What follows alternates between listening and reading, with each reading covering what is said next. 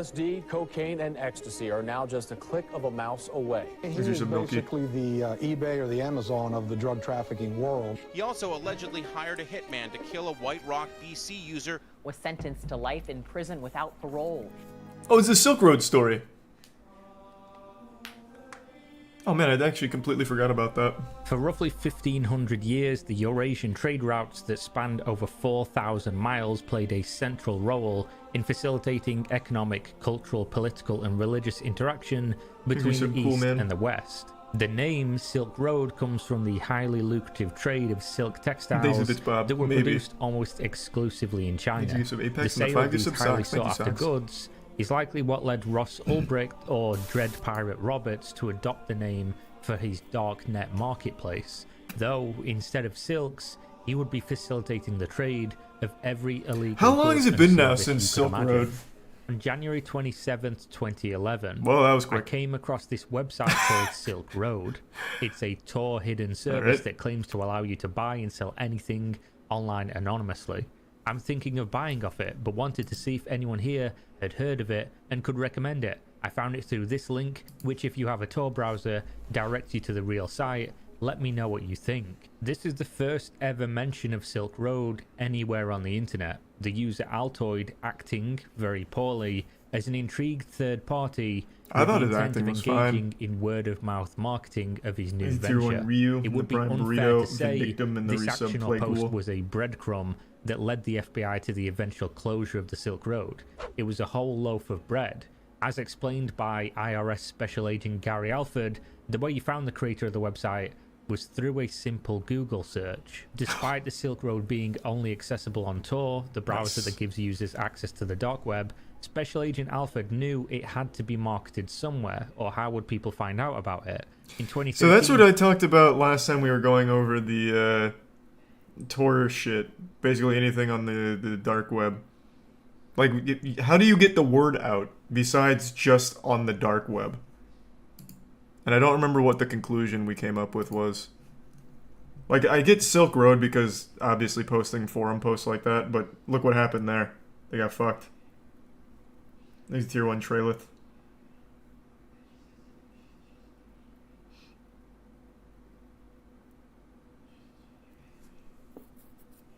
Okay. So literally just from other dark web word of mouth. Okay. He simply googled the word Silk Road and .onion and found exactly what he was looking for. He found Altoid. In posts that are still active on BitcoinTalk.com, he is seen advertising for an IT pro for a Bitcoin-backed startup company and lists an email to contact him, rossulbricht@gmail.com.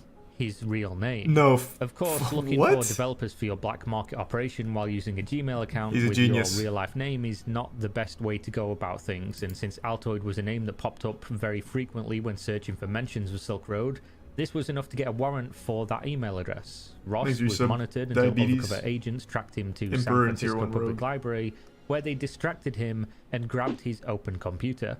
He was logged into the mastermind of the Silk Road website. Oh my god. These numbers looking kind of beefy. Oh god damn it. I missed Light drawing the final blow there. Losing that first game, but able to win 3 in easy monthly speedrun though. Good shit, Light. Let me send him a message. Damn, sorry.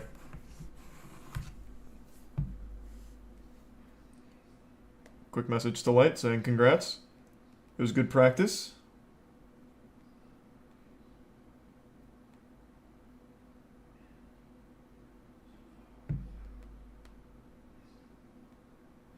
Okay, now back.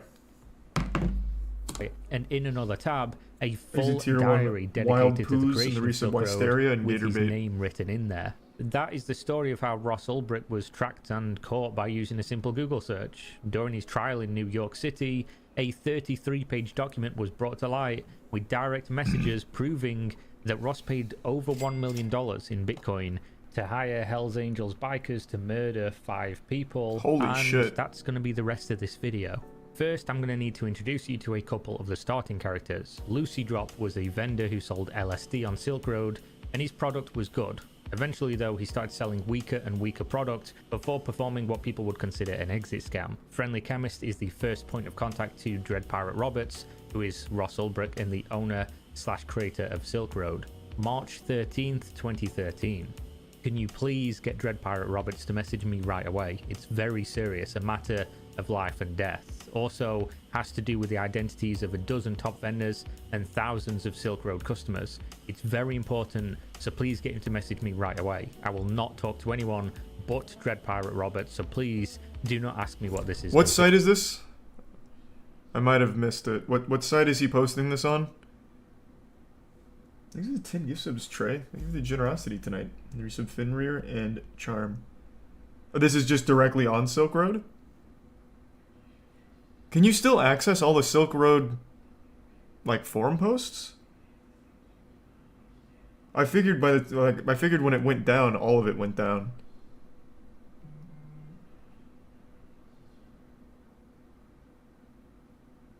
Oh, just mirrors? Okay, so I guess just re-uploads of it. Alright. I assume that Kira was, like, literally looking at these recently. Okay. Got it. Exactly what I asked for. The next day, Ross replied simply, "What can I do for you?"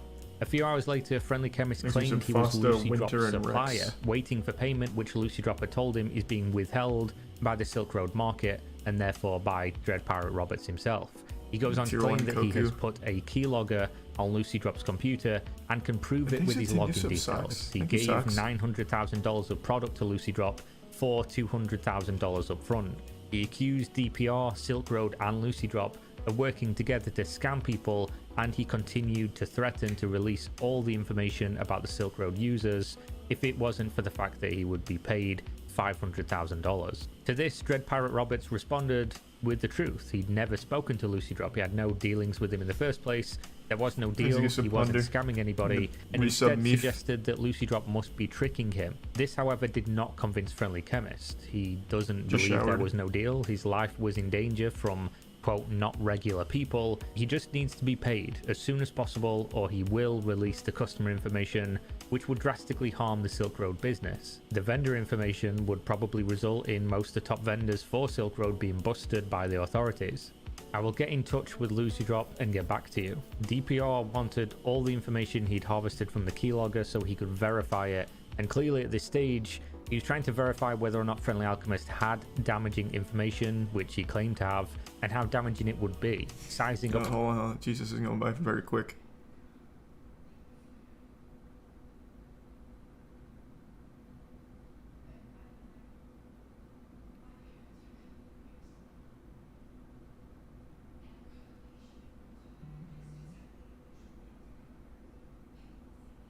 God damn.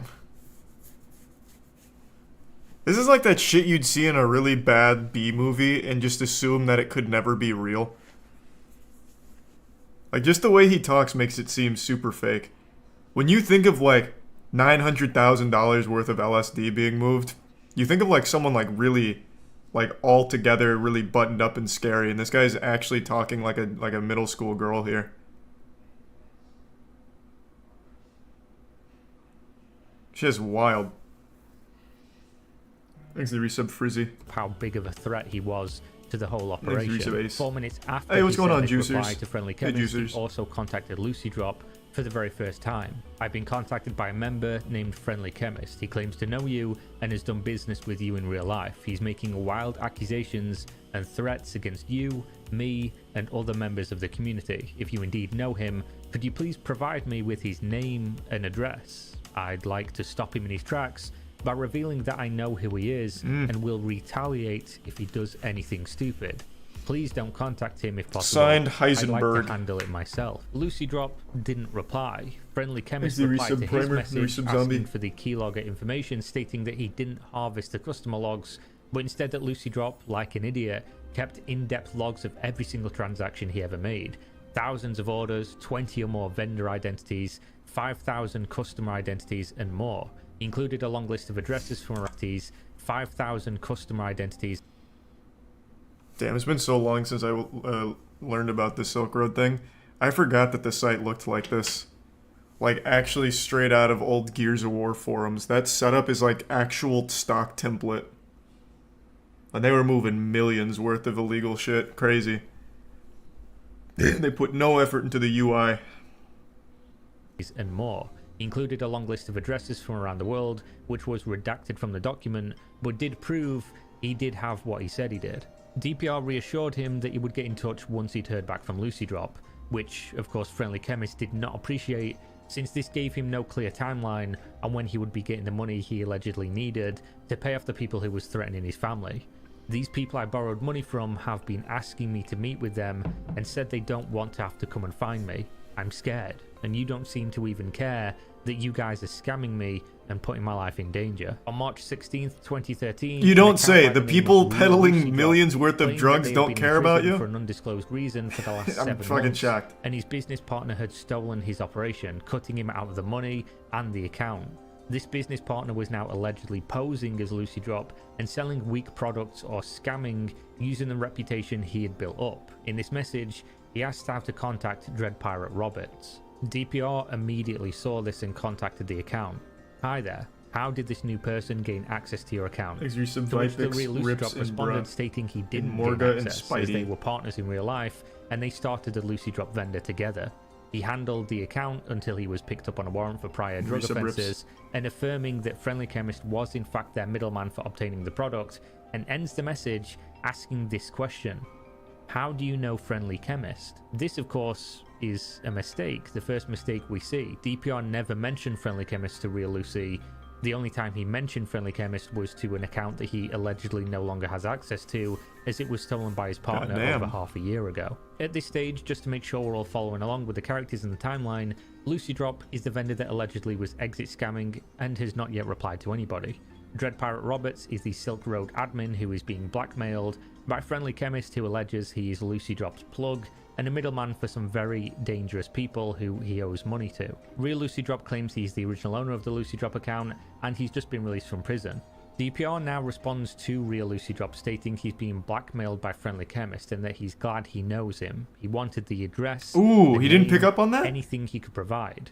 I need his real world identity so I can threaten him with violence if he were to release any names. I can't let him release those IDs. Real Lucy Drop was of course not keen on this idea. I don't know how I feel about that solution. Remember that he also knows my real world identity and has evidence on me as well. I'm sure you are well aware of what would happen to me if my information was to be released. He would instead set up a meeting and try to reason. Damn it, I want to read the rest of that.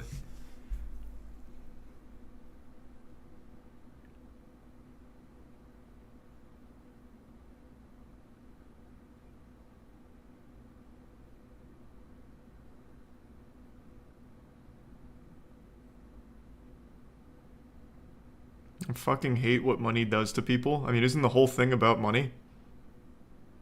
I think he's going a little too hard on the theatrics there.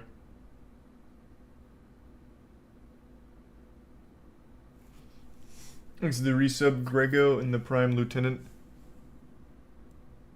No, I just showered. My hair's not greasy. I just got out of the shower. Released. He would instead set up a meeting and try to reason with Friendly Chemist, to which DPR responds simply, "Okay, Lucy, do me proud." Real Lucy Drop came back a day later with a lot of information, essentially reaffirming that Friendly Chemist would release the information as the people he was dealing with were not playing around. The people he borrowed the product from are a big criminal organization in Canada, the Hells Angels. A plan was presented. The plan involved DPR paying Friendly Chemist what he owed this gang, and in return he would provide drugs to be sold to pay back the loan. Friendly Chemist would also give up his identity as collateral in case DPR was worried of his payment being received and still releasing the documents damaging the Silk Road market.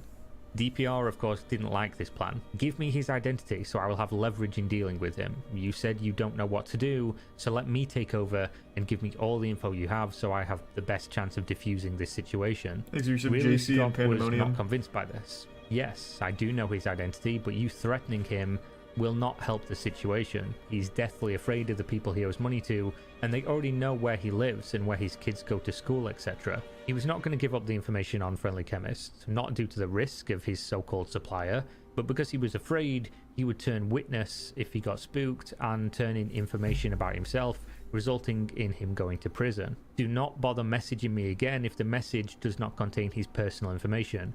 I'm not fronting money to anyone, and I won't be blackmailed. You don't know how to handle this situation, but I do. Dread Pirate Robert's response was final, and this finality seemed to have gotten through to real. Damn, this guy's kind of hard. If you really think you have a good idea to deal with him, I'll give you the information you want about his identity. Please understand why I'm hesitant, as it is my freedom we're dealing with. He then asked how to send over the ID with plain text or PGP, which is an encryption service commonly used on the darknet. DPR then immediately went back to Friendly Chemist. Have your suppliers contact me here so I can work something out with them. Do not tell them I owe you money. You should copy paste this message to them. At the same time, he sent a PGP key over to RealLucyDrop so he could send him over the encrypted ID, which is exactly what RealLucyDrop did. The information that was sent, however, was not complete. It didn't have a full address. What was that last bit? Have any job openings? Sent, however... What? Damn, this guy's on the grind. All right. Okay, then. Man's being hunted by the Hell's Angels and then just takes a second like, hey, bro. Like, can I work for you? Like, what's up with that? It was not complete. It didn't have a full address, as DPR responded asking again for his exact address. At this point in the story, on March 25th, 12 days after the first private message interactions from Friendly Chemist and DPR, a new user is introduced, Red and White. And this is where it starts to get real crazy. The first message reads, I was asked to contact you. We are the people Friendly Chemist owes money to. Oh my we hold God. him and him only responsible for the missing product or money. He was apparently only getting in touch to find out what exactly DPR wanted. DPR of course wanted to clarify the whole situation. He himself didn't owe anyone any money, but was instead being blackmailed by Friendly Chemist. I'm not entirely sure what the best action to take is, but I wanted to be in communication with you to see if we can come to a conclusion that works for everyone. At this point, DPR propositions Red and White. You have lots of product, why not sell it on our marketplace? Red and White, of course, was intrigued by this. How much is it possible to sell on here if we listed every product far cheaper than everyone else? We have a majority hold over most of the movement of products in Western Canada. He also touches on the Friendly Chemist situation, how Friendly Chemist will not meet up with them due to fear of what they may do to him, how the gang might not want to sell on silk with their Western Canada. We're just going to gloss over that bottom part. Chemist situation. I wanted to read this.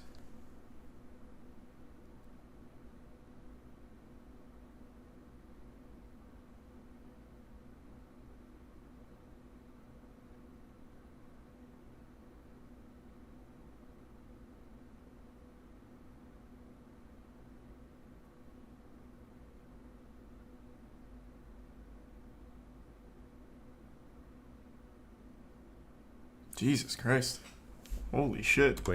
How Friendly Chemist will not meet up with them due to fear of what they may do to him, how the gang might not want to sell on Silk Road due to this missing $700,000. If you can get Friendly Chemist to meet up with us or pay us his debt, then I'm sure I would be able to get people in our group to give this online side of business a try. After this message, DPR contacted RealLucyDrop again, clearly desperate to get the full address of Friendly Chemist now that he has this fantastic offer from Red and White. Why haven't you gotten the address yet? Bring me the address and $1,000 in Bitcoin is yours. He also responded back to Red and White. In my eyes, Friendly Chemist is a liability, and I wouldn't mind if he was executed, but then you'd be out your 700k. Accompanying this blunt opening, he also gave up information he gained from RealLucyDrop, the full name, age, rough address location, as well as the fact that Friendly Chemist has a wife and 3 kids. The rest of the message is information on how much money they could make from selling product on the Silk Road website. Red and White, however, no longer needed that information. He already knew who Friendly Chemist was, and he also has another prize. We have kidnapped Friendly Chemist's partner Jin, and are on the hunt for Friendly Chemist. This news was exciting to DPR. I understand, and that is great news about Jin. If I understand the situation, he's the one responsible for your loss. Now, to take a quick break and clarify on the roles. Jesus Christ, I don't remember any of this from the last time I learned about Silk Road. LucyDrop, the partner of RealLucyDrop, who allegedly stole his business and used his reputation to scam. Jin would then be responsible for selling the product from Friendly Chemist and therefore owing him the $700,000 that he would need to pay back to Red and White. However, at this point, Red and White clarifies that they are no longer missing any product. There is no loss anymore also. We were able to recover all of our missing product when we grabbed Jin. After some questioning, he admitted he was intending on moving to a different country and setting up a new seller account on this site. We don't take too kindly to thieves. He's gone. This is when Friendly Chemist started to ramp up his pressure. He knows now that his partner has been taken out and he's panicking big time. You leave me no choice. I want 500,000 USD within 72 hours, or I'm going to post all the info I have. I can't go back to my home. Real quick, I guess this may be like spoilers going forward. So when Silk Road went down, all of this went into the hands of authorities, clearly. Was that confirmed to be real? Like, that actually happened? They actually did take out that guy's partner? Because I imagine with that Silk Road coming down, all of the information got into their hands. It is spoilers? Okay, so he does touch on it. Okay, sorry. I'm getting a little ahead of myself. I haven't watched the Silk Road shit in a while, and I don't remember any of this from when I did learn about it. Thanks for 5 gift subs, Meef. Appreciate it, man. And the 10 gift subs socks. Jesus Christ. Thank you again, man. The resub seashells. And I've had to move my wife and kids somewhere else, and I guess, hold on, before we continue, I'm gonna throw out a theory. I think this is all one big play to try and squeak money out of DPR. That's my guess. Don't tell me if I'm right or wrong, but that's just the impression I get, because it seems like you can make multiple accounts on here without any kind of like real verification process, obviously. So I'm thinking this is all like one big ploy to get like 500k from DPR. And it's all orchestrated by 1 or 2 people, something like that, maybe. Need the money so I can move my family and start a new life. What's it going to be? DPR tries to calm him down. Don't do anything foolish. The people you owe money to have caught up with Jin and reclaimed their losses. I spoke to them and calmed them down. They are likely going to become vendors here on SR. Now you can calm down too. Go back to your normal life and don't get involved in this stuff anymore. This did not have the intended effect at all. You think I don't know what they did to Jin? You think I can just go on with my life? You don't know these people. I owed them money and I ran away from them. It's over for me. He doubled down on the threat, though of course now stating that he only had 63. Let me see.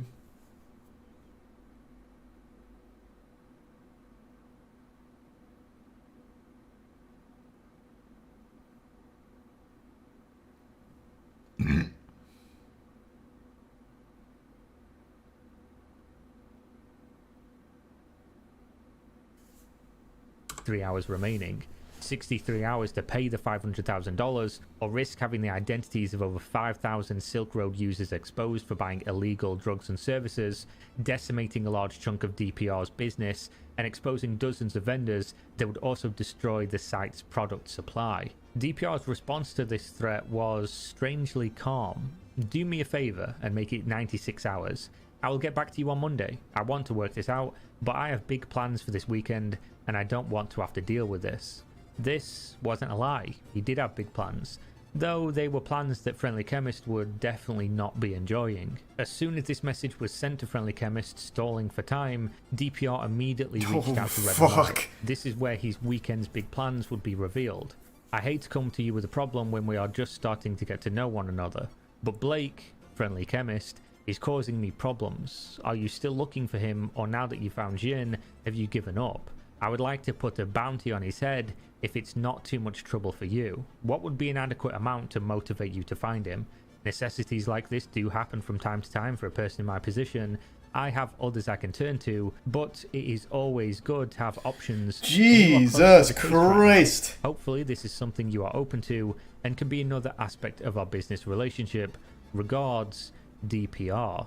Red and White was open to facilitating this transaction, though there is no firm price listed as of yet. He describes how they usually handle hits. They're not looking for him anymore for their own reasons, but they could be motivated financially to find him if they could agree upon terms. DPR responded to this with what might be viewed as a slight change of mind on the hit. If you can find his location, that may be enough for me to scare him off. He's trying to blackmail me. Just let me know what you need to make this worth your while. Red and White, however, nudged him slightly with some common sense. If I find his location and you use it against him to scare him, there is a chance he will switch locations again. Speaking from Turtle God and Nameless it will King become a lot more difficult to find him again after that, once he knows that there are people capable of finding him. He then goes on to feel out how much DPR would be willing to pay. How much was ending this man's life There's worth you to some him? Memphis. DPR clarifies the reason for wanting to make him disappear forever. He doesn't owe me anything, but he is threatening to expose the identities of thousands of my clients that he was Leadership able to Chris. acquire working with Jin if I don't pay him off. As you don't take kindly to thieves, this kind of behavior is unforgivable to me, especially here on Silk Road. Anonymity is sacrosanct. It doesn't have What to a be word. clean. Red and White now listed the price. It was expensive. Price for clean is 300,000 plus USD. Price for non-clean is 150 to 200,000 USD, depending on how you want it done. These prices pay for 2 professional hitters, including their travel expenses and work they put in. We can use out-of-town hitters if you want as well, but I would not suggest them because they come with an extra cost, and you don't seem to care how he's taken care of. When would you like this done? DPR, of course, was not a fan of the price. He also revealed this is not his first rodeo. Don't want to be a pain here, but the price seems high. Not long ago I had a clean hit done for $80,000 US. Are the prices you quoted the best you can do? I would like this done ASAP, as he's talking about releasing the info on Monday. Red and White now knew that he was in the ultimate power. This seems position like in it's a terms of setup. negotiation. There's a strict deadline. I think where this the might be person like needed to a... vanish Who within would the work next like 24 DEA, hours, maybe? and that means it's unlikely DPR would be able to find another hitter in time for less money, especially since Red and White is the one who I mean, they're knows just the talking via location of friendly DMs on a chemist fucking already. forum I'm site. sorry, but we So can't do anything for that it price. really could be like Best I DEA, can do maybe? is 150, and even that is pushing it. Since you need a rush job done, usually we would charge even more. In the interest of business relationship to be, I could do Is there some 150, hydrogen and no subliminal? lower. If 150 does not work for you, we're gonna have to pass. He follows up with some information on how this money is distributed, the methods they use for the hits, and then replies again right after to move things along due to the deadline. The time for negotiating was over. He left this message with both a Bitcoin address and finality. I will check the computer in about 10 hours, and if I see that you do want to go ahead with this and the payment has been sent, we'll do it today. If you want a picture confirmation of the job afterwards, give me random numbers and I'll have them write them besides him and take a picture for you. DPR responded the same day with confirmation. Thank you R&W, I've only ever commissioned the one other hit, so I'm still learning this market. I have no problem putting my faith in you, and I'm sure you will do a good job. The exchange rate is above 90 right now, so at $90 per Bitcoin, 150,000 Wow. Remember when is Bitcoin about was 90 bucks? 1,670 Bitcoin. Holy if the market shit. tanks in the next few days, I will send more. Here are some random numbers for a picture. Here is the transaction hash for 1,670 Bitcoin to your address. Good luck and be safe. The blockchain doesn't lie. He did send exactly this amount of Bitcoin on this exact date to that exact address. This is clear evidence of Dread Pirate Roberts hiring a hitman to kill Friendly Chemist, a result of a blackmail that would expose his customers and ruin his market's credibility. He would clearly do anything to keep Silk Road working as he envisioned. Red and White replied a day Hold on, later. give me one sec. Let me just check. Moki's not playing yet, is he? Not yet. Okay. Just needed to check. I don't want to miss it. On April 1st, 2013, Exit Tier your 1 Poop problem Scoop and the has been Prime taken Willy care and of. They Wheels. seized a bunch of stuff he had with him at the time as well. They said he had a couple of laptops and a bunch of USB sticks. Is there anything that belongs to you? They questioned him and he spilled everything he knew. He said that he and Jin were actually working together on this scheme to blackmail you, and that they were brought in by a third guy who has been selling on here for a couple of years, who is also a scam artist. Apparently he makes selling accounts, sells for a while and then pulls a big scam and just keeps creating new accounts after he does his scams. They got that guy's name also. I will give that to you free of charge when I meet them to get the picture and computer hardware they got. Rest easy though, because he won't be blackmailing anyone again, ever. DPR kept things professional in his response, but he was clearly happy the job was done. This is and like also actual shows Breaking interest in Bad learning shit. more about this third party. Excellent work. Please send any info you can on this third party along with a picture. The picture can be uploaded here. I've no need for any of his possessions, so you can do what you want with that stuff. Thank you again for your assistance. Red and White replied the next day with a long message explaining exactly what Friendly Chemist spilled in his last moments of interrogation. He goes over how Jin and Friendly Chemist were working with a man named Andrew from Surrey. He was defrauding people in the way we previously covered, essentially making accounts, getting a good reputation, selling great products with above and beyond service, and then after luring people into a false sense of security, would do one big sale and exit scam all the money. He listed 2 accounts he knows the name of other than Lucy Drop, which were used by this group: Nipple Suck Canuck and Tony What a name. 76, What a seller name. that many people on the Silk Road forums had long since speculated was I totally forgot they actually just on Reddit had a Silk Road subreddit. I totally fucking forgot about that. Holy shit, yeah. The internet was wild and wacky like 10 years ago. Thanks to the Prime Luke and the resub Lunatic. RIP Darknet Markets. Yeah, shit was crazy. actually Lucy Drop due to their similarities of writing patterns, method of scam, and location being Canada. The puzzle was starting to fit together and the picture was clear. This group was orchestrating scams for years now, stealing thousands of Bitcoin and damaging DPR's vision for the Silk Road, and he couldn't let them get away with it. After some short back and forth about stripping location data from a picture so they could upload proof of the hit on Friendly Chemist, the wheels start to turn for the second murder for hire that DPR would put out on the accomplice. If you can find him, I would like to know. He also confirms he received the picture of Friendly Chemist with the numbers next to him after the hit took place, and that he had deleted the picture for safety. Okay, he I was wrong then. He wanted to take out Andrew, the I thought it was DEA. But he also wanted to make sure Friendly It Chemist wasn't. was telling That man the just truth. got fucking I'd rather blasted, miss I the guess. chance to take him out than hit an innocent person. He also wanted Andrew to be held and interrogated.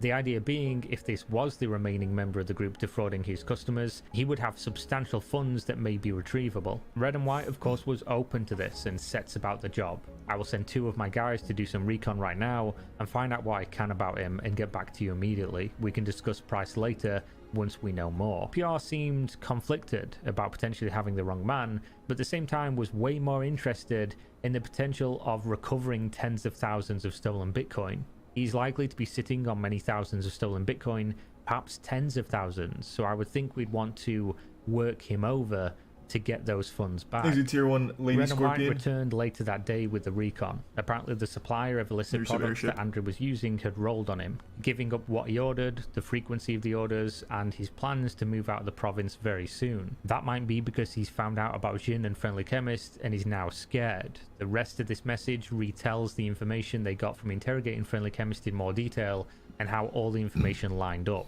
He also stated that after finding where Andrew was staying, he had 3 other people in the house with him for a total of 4 in the building. The people were also in on the scheme. They were selling product with Andrew, aka Tony 76. The reason these 3 people being in the building and working with him is critically important to the story is that Red and White also talked about a potential 15,000 Bitcoin theft in this message. This means that somewhere in that building with these 4 people, one of which he knows DPR already wants to have removed from life, could be over 20,000 Bitcoin, which at the time would be worth around $2 million. The message ends, do you want to deal with this Andrew guy, or do you want me to put the team on standby? DPR was led to this conclusion like a horse to water, and he started to drink. I'm confident enough that is him to move forward. Can we round up all 4 of them, separate them, and get them to out each other and give up their stolen money?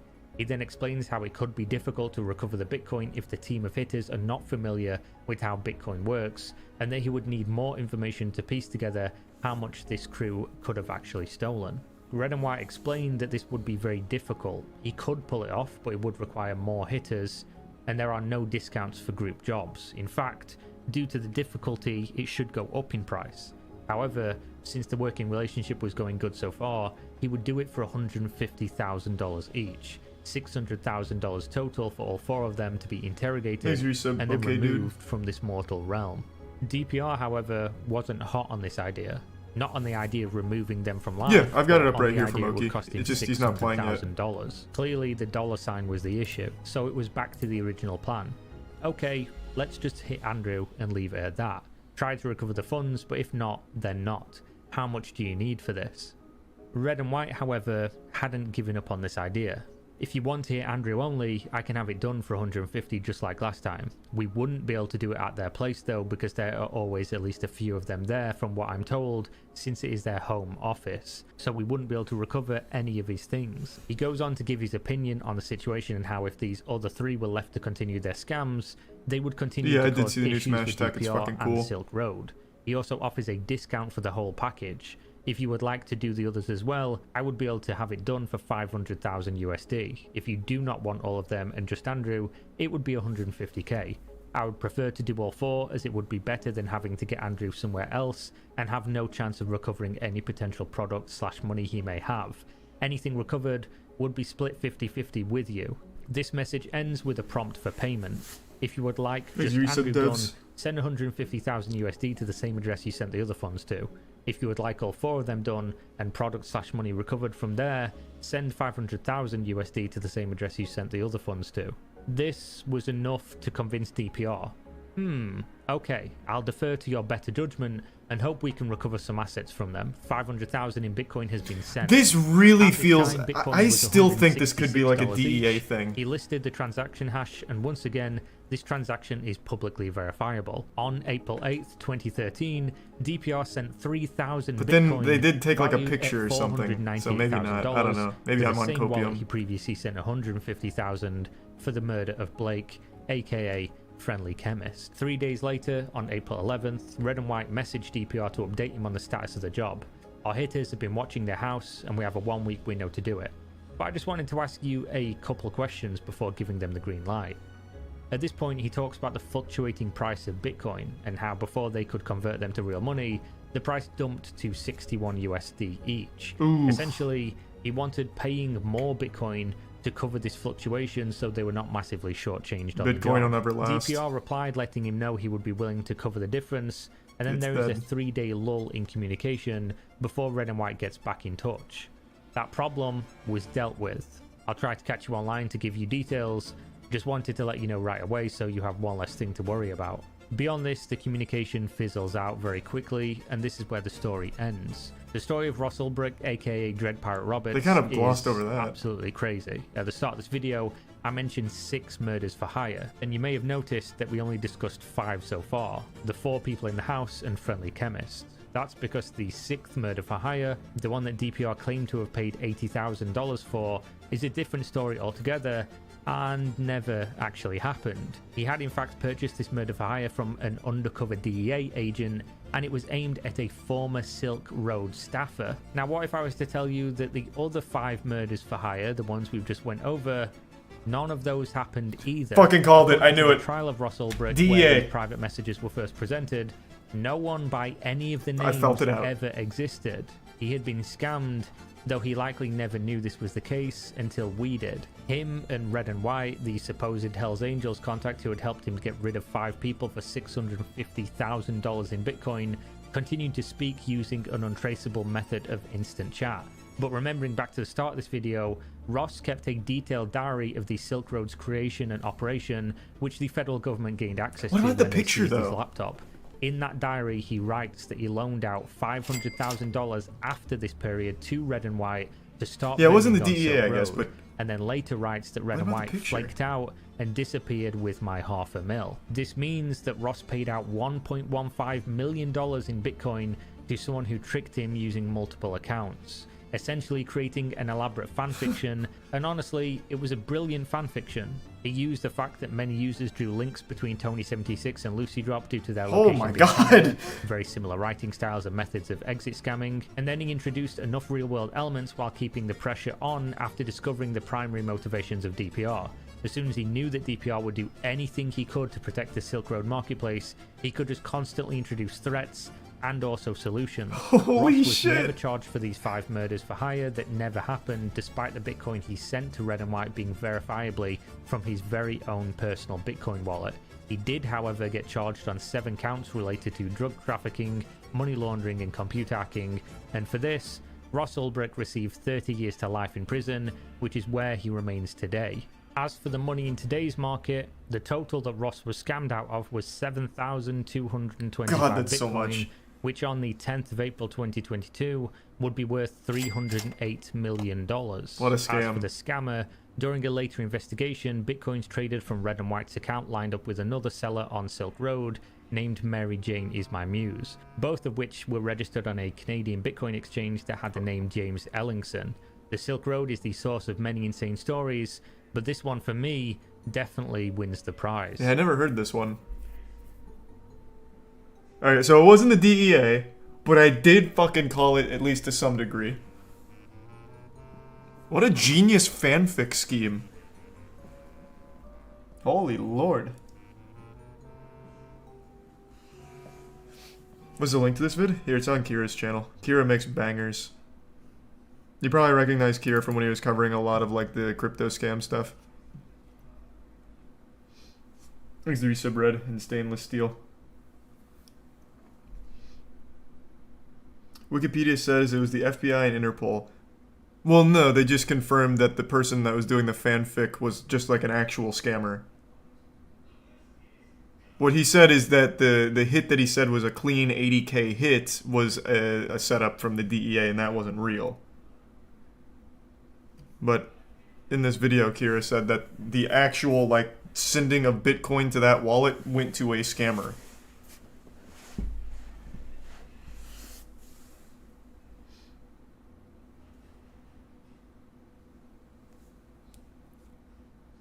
The actual sentence was 2 life sentences plus 30 years. Yeah, it sounds about right. Thanks to Prime Cheese. What about the pic? That's what I keep wondering. They sent a pic with numbers, and the pic isn't public, obviously, but DPR confirmed the authenticity of it, right? Like, he had to have known. So what did the DEA just, like, murder an innocent person? Like, just for the sake of getting this guy? Like, ends justify the means. Or, whatever. You know what I'm saying. They staged it?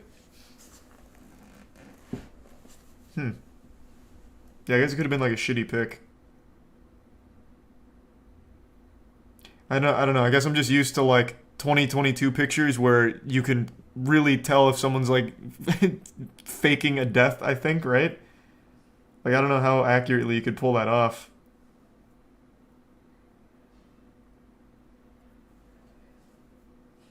They stage pics for things like that a lot, do they? Maybe I'm just not knowledgeable enough on it. There's a Prime Star Wars.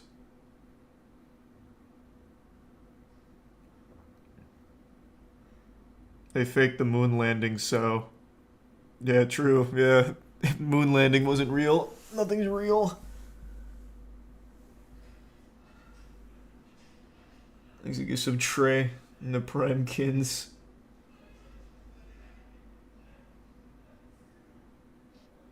Today's the 23rd anniversary of The Mummy. Is it really? Godspeed to an amazing movie. Amazing franchise, really. I'm so excited for tomorrow too, Dong. I can't wait. Today was great. If you're in the chat, Kira, good shit again. This video was a banger. Alright, let's run it.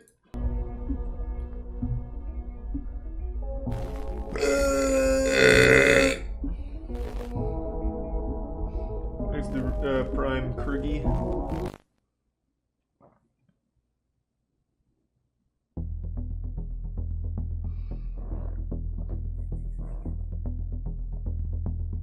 They say that nothing on the internet is ever truly gone.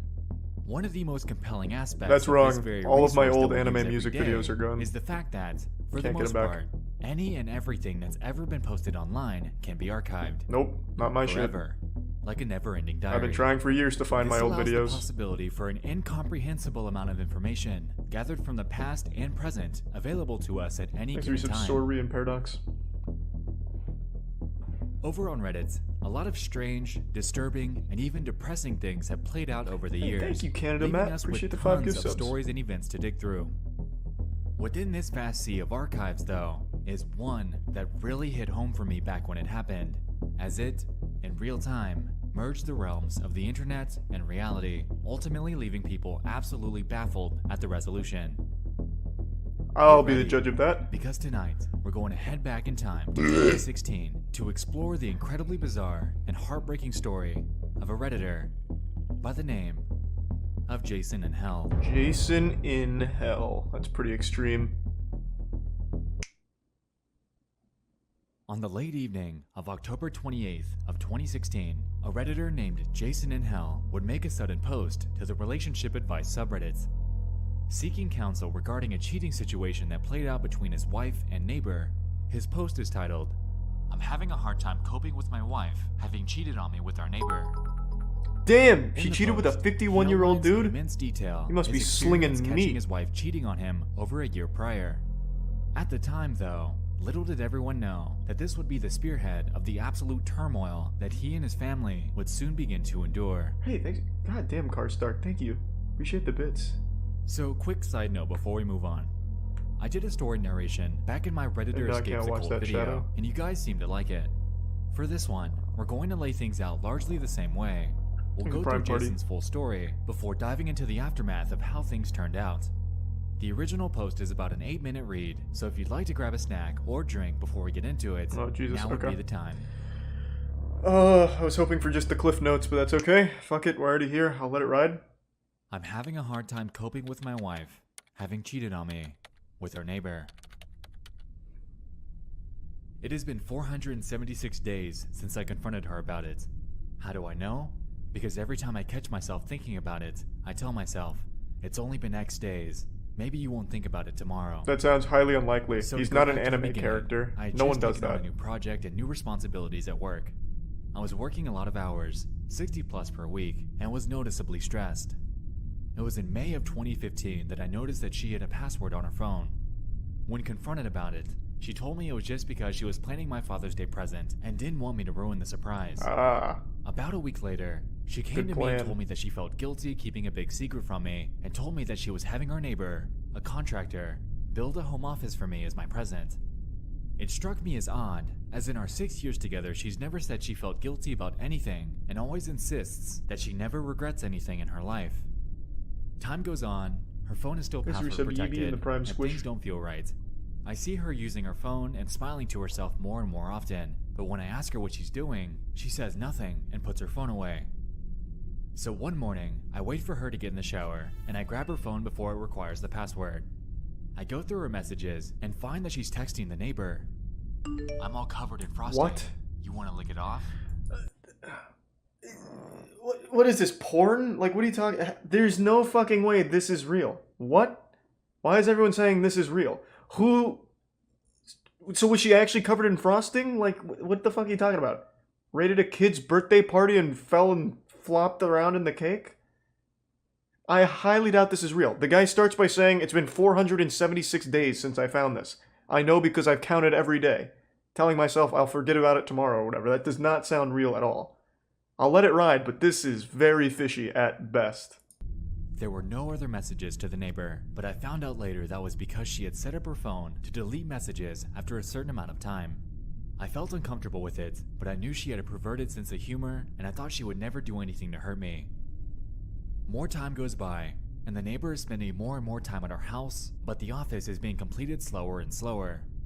I can't help but worry that something isn't right, so I start checking her location using Google Timeline. It was at this point that I realized that there are large gaps in her GPS history because she was turning off her phone's GPS. Jesus. Fast forward to July. So this guy's basically a stalker. The paranoia is driving me nuts, so I tell her that I need to install a new antivirus on her phone. While she has it unlocked for me, I install an anti-theft software so I can remotely turn the GPS back on and set up AT&T message backup and restore so I can read all of her text messages. Does a program like that even exist? That sounds like a convenient tool in like a bad CW movie. My 2 kids, so my wife for people that don't understand technology. The day to herself. I watch my wife's activity from work as she spends the day trying to meet up with a neighbor. That exists? But is unsuccessful because he's busy with another job site. That night, we get the kids back from my mom's house and we go to dinner with a neighbor, his girlfriend, and his son. My wife and his girlfriend are having a good time, drinking, laughing, and just joking around. His girlfriend mentions that she'd like to see Magic Mike. I say it's a good idea, and I'll watch the kids so my wife and her can go. So my wife and her go, and the neighbor and I go back to my house so the kids can play video games together. Oh shit, he beats his ass. The kids are back in my son's room playing games, and the neighbor's sitting across from me on the other couch. It's at this point that my wife starts texting him. She's describing sex acts that she would like to perform with him, and he's reciprocating. She tells him to check his Snapchat, and at the same time, I get a Snapchat from her too, and it's her fingering herself in a bathroom stall. They keep talking, is he married to fucking Susie Squirts a lot? Like, who does that? So in my head, what? I already planned to pretend to leave and circle back to catch them, but then they tell each other they love each other, and it's all I can do not to leap off the couch and knock him out. But I contain myself and continue reading the conversation unfolding in front of me. Then he tells her, "You're my girl now," to which she replies, "Always have been, ending with him writing, "And always will be." This is fanfic. This is literally fucking fanfic. Holy shit. My wife and the neighbor's I've been girlfriend duped. returned from the movie, and I asked them politely to sit down. I then asked the kids to stay in my son's room and shut the door. I returned to the living room and confront my Damn, wife Red. and the neighbor. I say, "So you two love each I other, really huh?" appreciate the huge And my bits, and I'm wife goes glad you into had fun full-blown tonight. denial mode, and Thank the you, neighbor's Red. girlfriend starts smacking him. I ask my wife if she's been texting him. She says no, so I show her the text messages. She admits to it but says it was the first time that it went that far. I ask my wife if she sent him pictures. She says no, so I show her the picture, and she admits it but says it was the first time. I ask her if she's having sex with him, and she says no. Because I didn't want to catch them Thanks, having sex resub, together, Limp I Listen, didn't have and evidence Ray. to prove her Give sub, Ray. wrong, so that one stayed unresolved. I tell her that I'm leaving her, and she tells me that she'll make sure that I never see my kids again if I do. She planned on using the fact that I had attempted suicide in high school to prove me unfit to have children. She continues to say that it was my fault for being so busy with work and stressed out that she just wanted someone she could talk to. Then she gives me an ultimatum to decide what I'm going to do, or she'll decide for me. The neighbor's girlfriend starts defending the two of them, saying that it couldn't have been that What? serious if they weren't having sex, and that my wife and I are too perfect together to let this break us up. The neighbors go home, and my wife and I Okay, argue yeah, for that the sounds rest of the like night something about normal what that we're gonna happens. do. We go to bed separately, having not resolved anything. We keep going back and forth on the subject all weekend, and finally settle on we were going to separate temporarily while we figure out what we want. I was going to stay in the house, and she was going to take the kids and go to her mom's house. That Monday I go to work, and I get a text from her in the middle of a meeting with my bosses, stating that she had explained things to our kids, but they were upset, and I needed to explain things to them also. I get home from work to find my kids crying. She had told them that mommy had to move out because dad was mad at her. When my son wanted to stay with me, she told him that he can't. Oh, it's getting real dark. My son put it together that if mommy has to move out because I'm mad at her, and he must move out, then I must have been mad at him too. My daughter was crying because my son was, but I don't think that she was old enough to understand what was happening.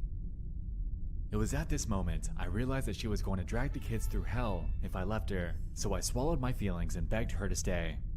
She agreed and insisted that I apologize to our neighbor since we were still going to need to hang out with him because our sons are good friends. Thanks, Reese of I Water. hate it, but I do it anyway.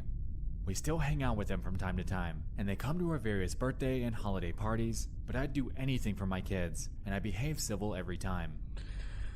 Things died down for a while. I still think about it constantly.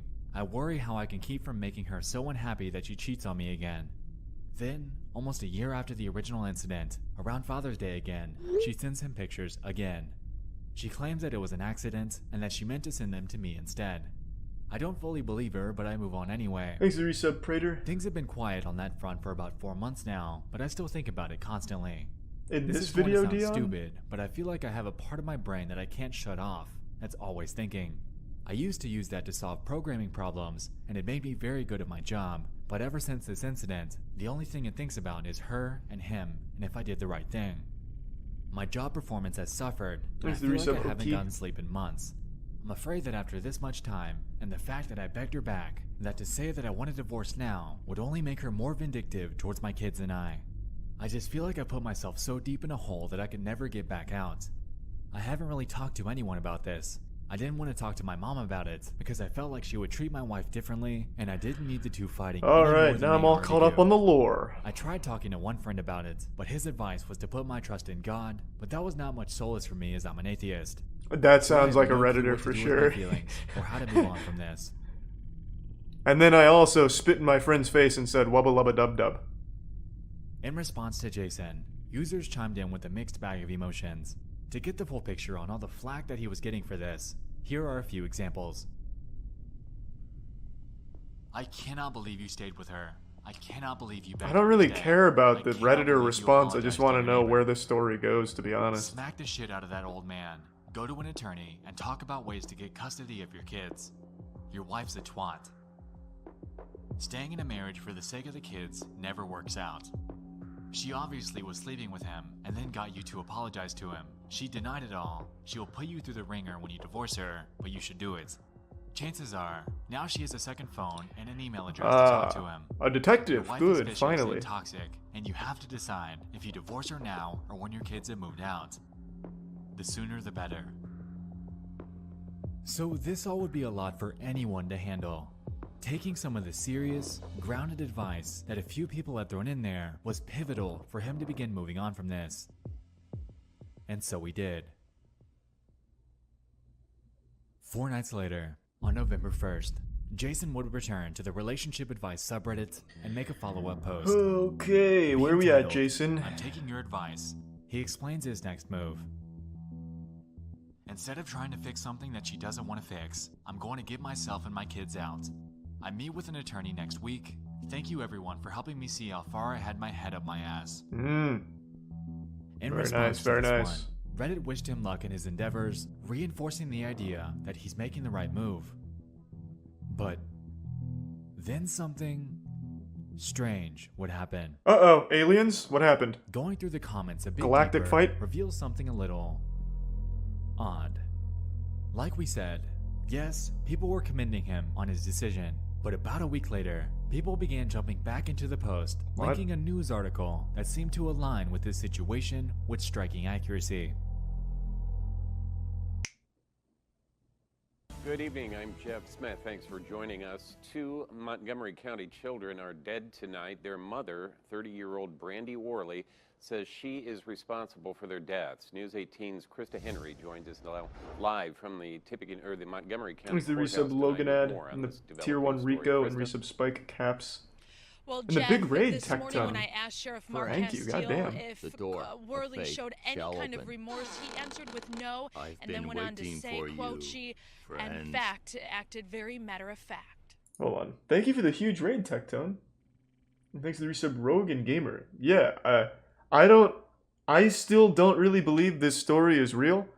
This seems like classic Reddit when they thought they caught the Boston bomber type thing, connecting these dots. Clearly I'm not done yet, so I don't know for sure. But yeah, just to catch you up to speed. Dude's wife was slamming meat of a 51-year-old neighbor, and dude went to Reddit for advice, as any sane man would do, I guess. And now Redditors in the follow-up are saying that his wife killed the kids. So that's where we're at. Thanks to Prime Shift. Reasons why I think it's fake. This guy counted every day for 476 days that his wife was cheating.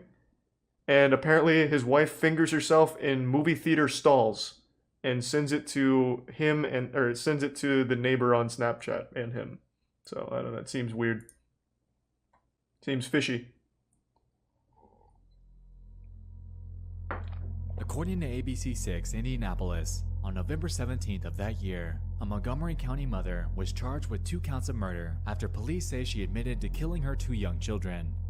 According to the probable cause affidavit, Brandy Worley told police that her husband was divorcing her, and I did not want him taking them, so I stabbed them. The children's father, Jason Worley, was sleeping in the basement at the time of the crime. Jesus, why the basement? According to court documents, Jason had filed for divorce on Wednesday, citing an irretrievable breakdown in the marriage as the reason for the divorce. Now, this definitely carries tons of parallels to the original story. Here, we have a woman named Brandy Worley, who, in cold blood, murdered her children, citing the fact that she didn't want Jason taking them as her motive. On the other hand, on Reddit, we have this story by this Jason and Hell guy, who has the same first name, might I add, about his unnamed wife being unfaithful and how he just filed for divorce. And lastly, in his original story, he relayed the fact that his wife claimed that he'll never see the kids again if the two split. These recent Papa Blacks. Back when this was unfolding, people were speculating that this might be the same guy. Tons of signs were pointing to this, but most were simply trying to maintain that tiny sliver of skepticism. That was until November 21st, when Jason would return to do one last follow-up, essentially confirming everyone's preconceptions. Thank you. I would like to give a heartfelt and sincere thank you for the advice and support I've received here. No one could have foreseen the tragedy that resulted from me filing for divorce. You guys perform a wonderful service to those in need, and I hope you continue to do so in the future. Below this, he attached a link to the same news article outlining the situation. And it was at this moment that everyone realized just how real this entire thing actually was. Yeah. Anyway, Brandy was the one that stoically reported this to the authorities. That sounds like a totally reasonable post for a father going through grief saying thank you and linking the death of his children so casually. Montgomery County 911, where's your emergency? 203 South Madison Street. In what town? Darlington. Hey, what's going on there? I just stabbed myself and I killed my 2 children. You stabbed yourself and killed your 2 children? Thanks a good sub, Tony. Mm-hmm. Okay, and what's your name? Brandy Worley. Brandy what? Worley. Okay. How do you spell your last name? Worley.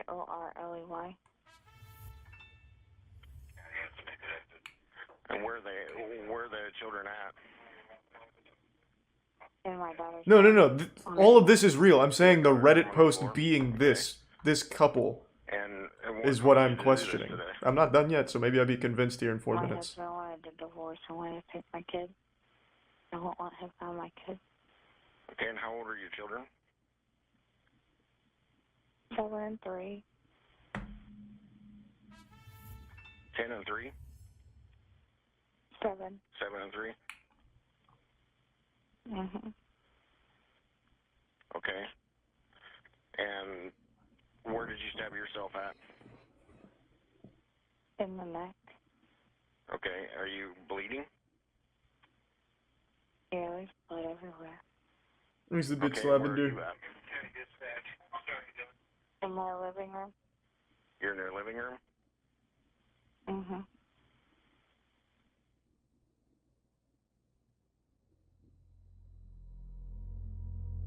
According to court documents, the 2 children, Tyler and Charlie Worley, were stabbed, resulting in deep lacerations on both of their necks. Brandy had stabbed herself in the same place as well, but this surprisingly didn't end up killing her. Shortly after this, Brandy was treated at the hospital for her stab wound, and about a week later was admitted Jesus to jail, Christ. where she sat for 476 days up until her final sentencing.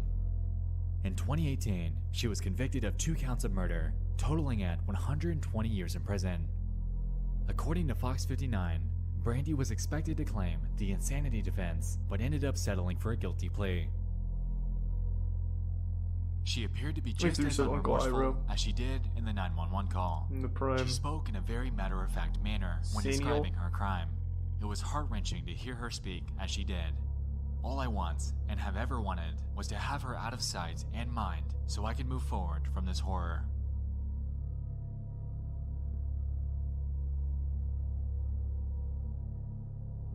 To this day, Brandy Worley sits in the Rockville Correctional Facility in Park County, Indiana, serving out her time in prison for the remainder of her life.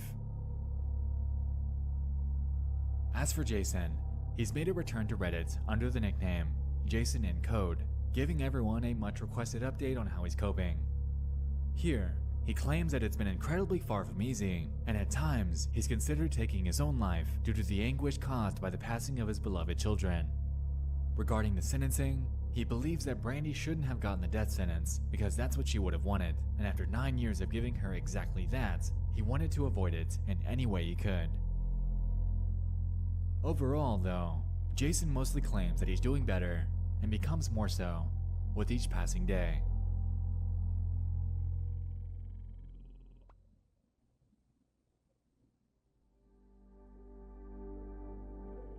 If I can impart you on something that I have learned through all of this, it's that you should always take the time to be with the ones you love. It doesn't matter if they're asking you to read The Pokey Little Puppy for the millionth time, or asking you to play Smash Bros, even though you know that they'll wipe the floor with you every time. Just do it, because you never know what time will be the last time. Always make sure they know how much you love them. I had the fortune that the last thing my children ever heard me say was, "I love you. Good night. I'll see you in the morning." Yeah, maybe it is real. Or that Jason in Hell, whoever made it, Thanks so much capitalized off I'll see you in the the next one. story I love you all. for internet points. Kind Thank of you, like then. those people who make Twitter accounts during a tragedy to try and get points and GoFundMes, but I find that unlikely. Damn, what a wild ride. Still, this really strikes me as super odd. Assuming this is all real, why would he make this post as a follow-up? This does not seem like someone who, literally days after the murder of his kids, would be so cavalier to post this. Seems very odd to me. But, who knows, I guess. Thanks to resub Selden and the Prime Aiden and Turtle. The resub Giblet. Cavalier being the wrong word.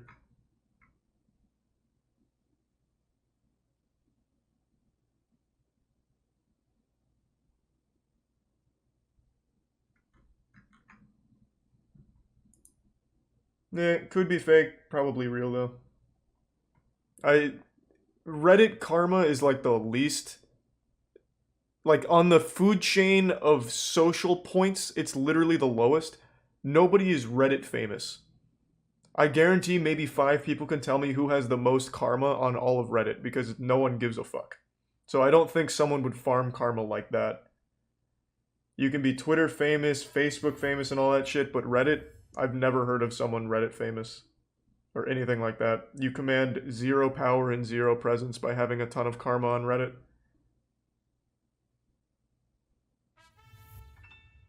Seen that one actually, Wicked. And thanks to the resub Super. So it's probably real then. Fucking wild story. Deep fucking Value isn't famous for Reddit. He's famous for that entire GME movement, which started on Reddit, I suppose, so you could argue it, but it's not like he was just a Reddit commenter. Like, he wasn't a Reddit karma farmer. He was a Redditor who did something fucking crazy, which caught on and blew up.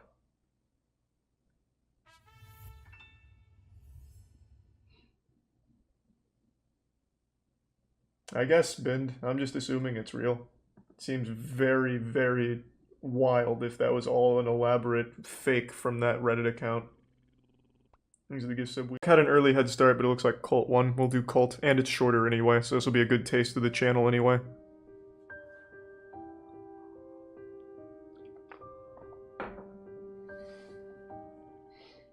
It goes without saying, Thanks to the Prime cults are Smooth. infamous for a very good reason.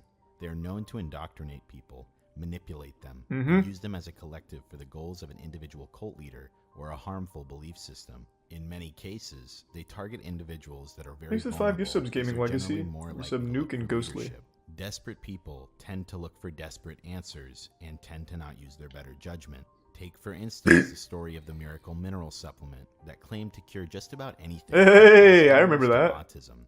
And as it would turn out, not only did it not cure any disease, did not help any disease, but also contained bleach. Cults thrive when followers of an individual collective prescribe themselves to blind misinformation. Oh, here, hold on. With all Sorry. of that being said, today we're going to dive back into retracing the digital footsteps of one such cult. This is the story of the now defunct Reddit cult of Cantelmoism.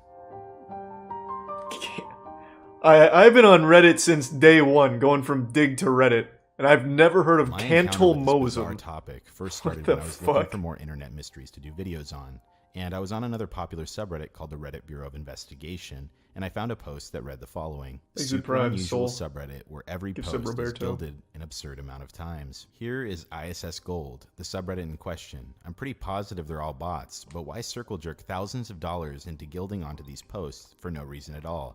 There has to be So some they're a reason Reddit why. gold At the time I had cult? first checked out this That's subreddit, cute. it was still up, but as of now has been made private.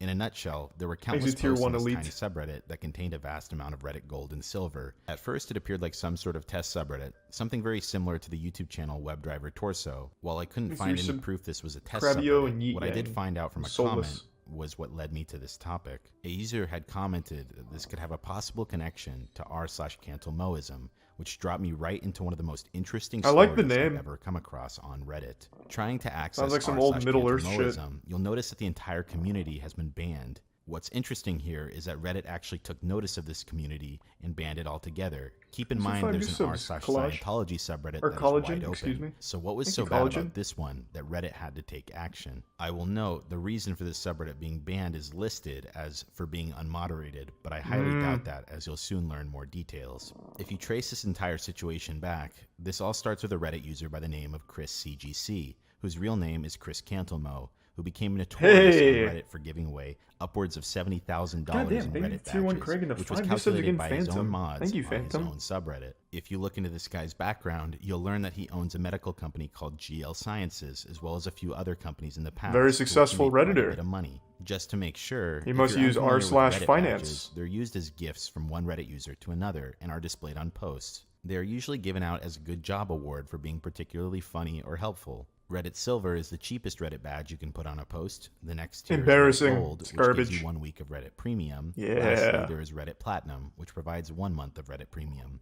If you're unfamiliar with Reddit Premium, give some essentially it is Aftershock, just a give some membership Doggo, that give unlocks some a variety of features with Anarchitect. Reddit, including the option to turn off ads. Prime Moving loan. back to Chris CGC, he became well known, as I said, for randomly gilding posts on the r teenagers and r/dank memes subreddit. Keep in mind, this guy clearly targeted a younger demographic by going for those subreddits. For example, in this individual post, it would cost about $350, which features 69 platinum badges, and He's an epic 69 months of memer. Reddit Big Premium for the man. user who posted this. This was Imagine common fucking behavior CEO for being a Chris, as he would memer. basically be handing out money every Okay, single that's day. Elon Musk, In actually, fact, never this was mind. even so common that they created an entire subreddit called Children of Chris, dedicated to people who were gifted gold by him. At first glance, Thanks this for 5 seems gift subs, entirely All American. Good to see you, harmless. man. This guy was being generous with a lot of Appreciate money it. and was reported to be spending thousands of dollars a day on gilded Reddit posts. As you can imagine, many people didn't have a problem Thanks with to getting Resub free Rich. Reddit Premium memberships, and it got to a point where people would just pass this guy's name around and say, "Message Chris, he'll send you gold." As I said, at first it I'm seemed surprised I've rather never heard of benign. this. It seemed like this guy simply had a bunch of money to go around and was willing to pull stunts for the sake of entertainment. But as time would go on, he would reveal the actual motive behind these gilding sprees. As a result of this guy gilding almost any post that was in his way, many people were curious about the man behind the gildings. A lot of people looked up to him because he was very generous. However, in an interview done by Insider Meme Trading after he gained some attention, Insider he was questioned about his Meme motive regarding Trading. the mass gilding sprees, to which he responds saying he wanted to get the message Actually, out cool name, that not gonna lie. DMT cured cancer. In case you're unfamiliar, DMT is an incredibly powerful Holy shit. hallucinogen. DMT, or dimethyltryptamine, has been studied in the field of cancer. However, there is no consistent peer-reviewed evidence that would suggest this in any way. And let's be real here. what is it? If a What is cure it? for cancer was found, do you think a guy would have to do a publicity stunt on Do they Reddit, also use spending that for joint thousands of pain? dollars to get the word out? In the months to Give come. me 1 second. Hold on. Sorry to pause, but I need to look that up. DMT. They also use that for joint pain, don't they? Let me see.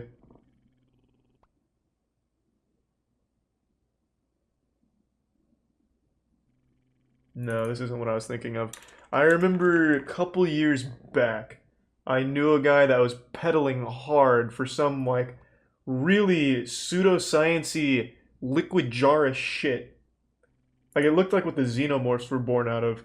And it was dimethyl something. I remember that, which is why it started to, like, fucking Winter Soldier me there for a minute. And he was like, this'll work, this'll cure your joint pain, inflammation, might make you taller, it's gonna make your beard more full. DXM? Maybe. Thanks for the hey Socks, good to see you, man. Thanks for the 5 gift subs, Socks and Lich. Jesus. Give you the generosity tonight, He goddamn. still found some notoriety and started Sounds to like gain a following HGH. as a result of his generosity. No. And something I want to note here, many of these followers were not in it for the sake of his teachings, however, they were a byproduct of being around him. Nonetheless, a portion of people stuck around and did listen to what this guy had to say, and Thanks there to are Prime former Jordy, believers Resub of Teriakis, Cantilmoism. Robotits, And as Gift time Sub went Fairy, on, and through the Resub help Mist. of Cantilmoism Exposed, a subreddit we will get to, many people started to outline the potential symptoms of a forming cult. As I said earlier, looking back on this situation is I highly doubt it's like a difficult, real as all cult. the original threads surrounding Probably just the an r/Cantilmoism updoots to the left, thanks for the subreddit gold, have been stranger. deleted. Not to mention, Chris CGC himself was also banned from Reddit. In fact, Chris has been banned more than once. People collectively created a comprehensive list of alternate accounts that Chris was creating, and most Here's of the them Prime are banned. Jack. What Jock. remains is a Resub subreddit Keybon. called Cantilmoism Exposed, in which we get a full understanding of the situation. The sidebar of this individual subreddit Here's the reads Prime the Game Boy. following. Cantilmoism is a cult of personalities centered around Chris Cantilmo, who came to prominence on Reddit through his mass gilding sprees. The cult espouses a form of psychedelic New Age pseudoscience, ranging from innocuous beliefs to dangerous self-harm. Oh, okay, It's okay. targeted members of r/teenagers for recruitment. We are here to aggregate information about Cantilmoism and help people make informed Thanks for decisions your to sub, Mad avoid Dog. further recruitment. Among the pinned threads in the subreddit, we find one called Outline of Initial Concerns with Cantilmoism. Here we Thanks learn for your quite sub, a Bizarro. bit about this whole fiasco. The thread reads the following. I'm interested in whether or not any true cults have ever emerged on Reddit. I've been following Chris CGC and his sub Cantilmoism. I started no out fap. participating for the awards. I had 5 years of premium after a few days of participation, but once I had more than enough gold, I continued to participate out of interest for what is the strangest, most cult-like sub I've ever seen. Today, it is starting to get more renewed interest by the Reddit community. As a leader, Chris CGC has been suspended by Thanks Reddit for for 3 Sleeps days, and Nathan. and it was mentioned in a popular and just deleted Ask Reddit thread described as a really weird cult-like subreddit run by a guy who gilds literally all the posters. He talks about how he has terminal brain cancer and that he's cured it with DMT, and believes DMT can cure literally everything, and the users seem to agree for some reason. My personal take is that he's a schizophrenic, but I have no proof. Or Without just a going into too scam much artist, what do you depth, mean? Here's a few ways in which it seems like a cult. Mind-altering practices such as meditation, chanting, Thanks speaking to in resub tongues, Pablo and Tier 1 denunciation sesh. sessions, and debilitating Resub work Y2K. routines are used in excess. Perhaps the main tenet of the whole cult is that DMT is a perfect and godly substance with no bad effects that everybody should be using, and that it cures cancer and AIDS. In Wow. fact, he has gone as far as saying that radiation and chemotherapy are torture and make patients worse, not better, which is extremely dangerous advice to people who have cancer. He has also urged his Damn, did followers Chris to talk stare to Steve directly Jobs into or the sun something? every day, Is he saying that we responsible have for been that? tricked into fearing the sun to make us dumber. The leadership induces feelings of shame and or guilt in order to influence and or control members. Often this is done through peer pressure and subtle forms of persuasion. This is a textbook and egregious example, especially when it turned out that the user YonZZ didn't actually do anything wrong and the cult members refused to accept it. The group is elitist, claiming a special, exalted status for itself. Its leaders and members, for example, the leader is considered the Messiah, a special being, an avatar. No of the fucking leader, way. All because he was his own gifting special Reddit mission to gold? save humanity. That's like Here's just how he spitting in your described face himself and to then Dowd wiping it while off. he was Reddit gold is proselytizing his useless. sub. The leader, Chris CGC, Truly is useless. constantly referred to as God. He believes that he has special Hold knowledge. on, I need to look at what does Reddit Gold do? Doesn't it just grant you access to the Reddit Gold lounge? Like, who cares? So you hang out with some pretentious douchebags? Like, does it do anything else? Let's see. What is Reddit Gold? Rewarded to post. What can you do with it? Here we go. So you get a week of Reddit Premium and 100 coins you can use to give someone silver.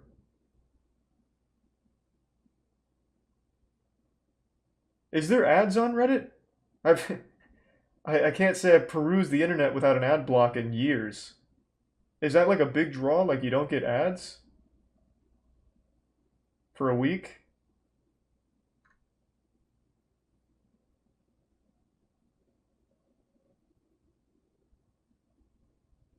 Oh, okay.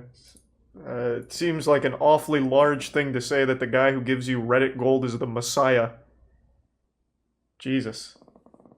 Thanks to the Prime Poison.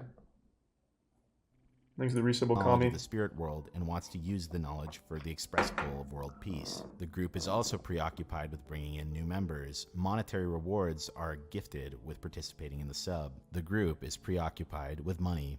He spends thousands of dollars a day gilding members with Reddit money, and he also is increasingly paying members real money and offering to pay for their plane rides to That's a visit great him. deal. Wait, he's just In giving total, away money? He spent over $100,000 recruiting followers with a main focus on Yeah, just fucking teenagers. pretend to call him the And Messiah. here are Who a few cares? examples Free of cash some from of a the weirdo. outrageous things he has said, but I think that thankfully most of these are not taken completely seriously by his followers. His most devoted followers definitely still believe him though. AC It Tier 1 seems like just did Reddit is stuff starting to with catch Prime. on and get worried, as No his 7 account was and just Resub suspended Otis. for 3 days for telling people to call me or visit me to experience DMT as anti-cancer treatment. He encourages schizophrenia and believes that it's caused by excess DMT and that hallucinations are completely real. As the poster of this thread starts to update it, Thanks to he Resub goes Okami into Boy. one of the podcast episodes that have now been deleted. Edit 3. I just listened to Chris' Damn. most recent podcast episode, and I can finally understand what people see in him as a leader and why his followers seem to love him. I'm almost convinced that he's an amazing, He fell in love. insane human being. Either that makes him less threatening because he's not the type of person to start a dangerous cult, or more threatening because he is the type of person that could convince enough people to Yeah, I pull know it I'm off. Leto. The first half is just a normal conversation, which establishes trust in him before he transitioned to the crazier second half. We learn how Chris befriends the homeless and lets them come into his house whenever they want to. That's kind of nice, He though. wishes he had enough space to let thousands of them sleep in his backyard. What? He does have over an acre. Maybe this of guy land, is the which would be Messiah. enough to start a commune/cult on a smaller scale. Then, in the second half, he starts talking about DMT, He's a albeit tier in a one far less insane fat way monkey than he in the normally Prime King does. Joe. He then makes some apocalyptic prophecies that he previously talked about on Reddit. He talks about things such as a recession worse than the Great Depression being imminent, and World War III between US, Iran, and Israel being imminent as well.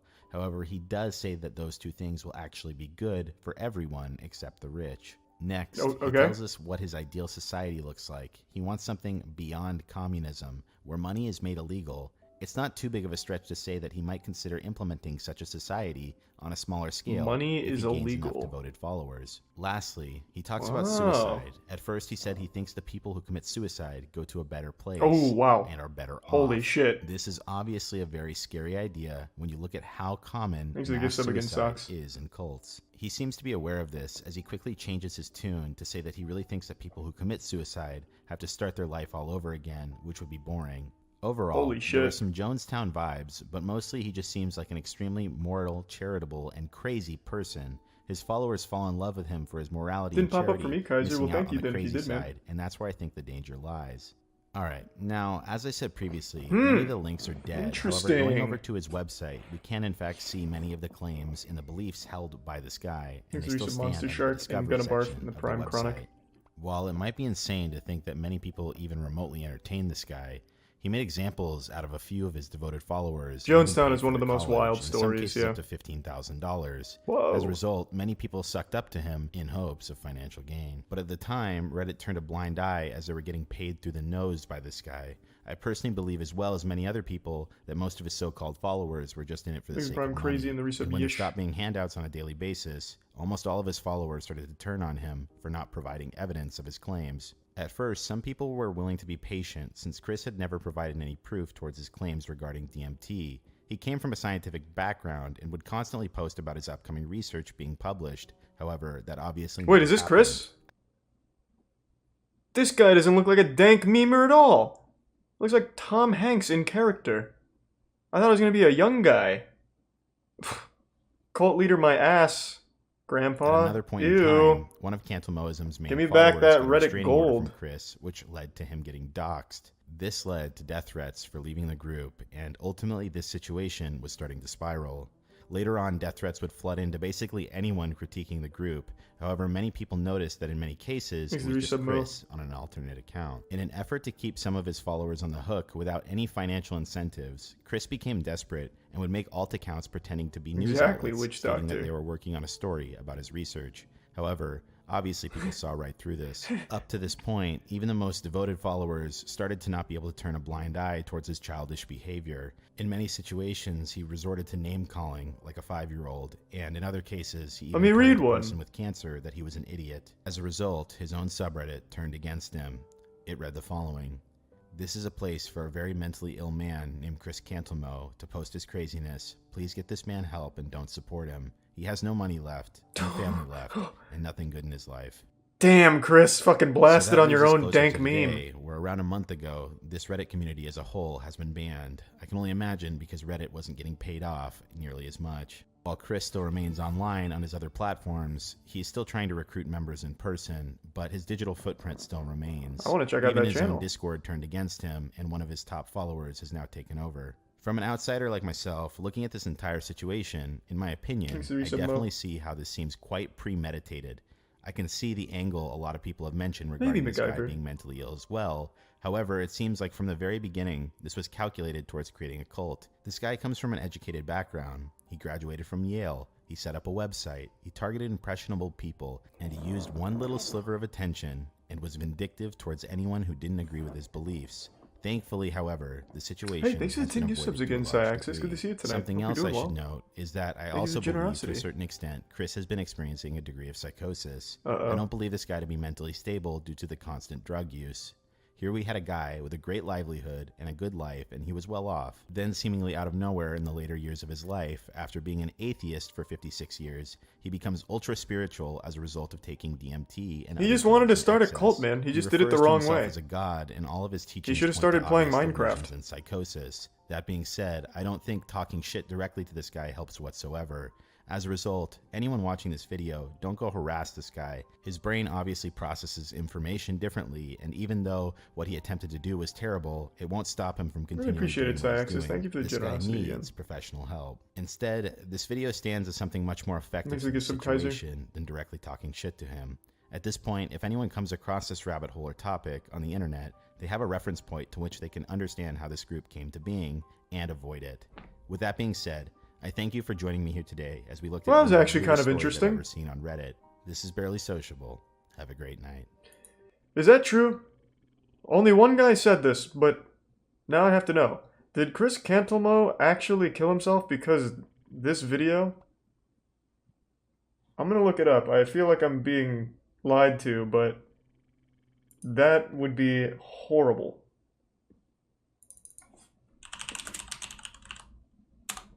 Let's see.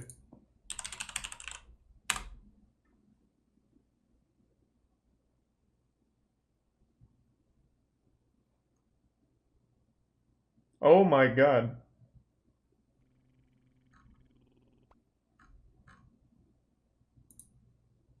Wait, that's real. That's fucking awful.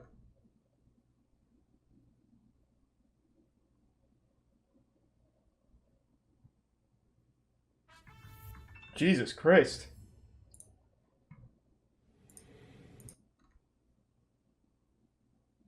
Yeah, that guy wasn't lying.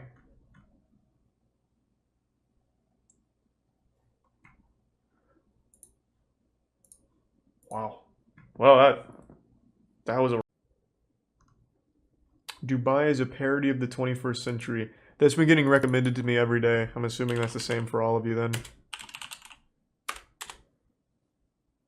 Let's see. When we hear the word Dubai, most of us picture towering skyscrapers, immense wealth, police with Lamborghinis, 7-star hotels, with the absolute cream of society. I did not know police got Lamborghinis. That's kind of fucking awesome. I'm not gonna lie. The cop that pulls you over is just fucking loaded. Wild. Inside them. Also the Palm Islands, the World Islands, the Burj Khalifa, the Burj Al Arab. Execute sub enchanting and the resub Phantom and Schnoz. So in light of all that, I'm here to make the case and yeah, I that have seen Dubai, that, sis. the Emirates, and the Gulf countries in general are one of the worst places on the planet. Whoa. Now, this is a rather bold claim, I realize, but it's one that I can substantiate fully. So let's take a look at what's really behind the glitz and glamour, the true face of Dubai and the Gulf countries. Money. It's a lot of To money. better understand what's going on in a place like Dubai, first let's talk about There's a Romania. Big O and Pyro.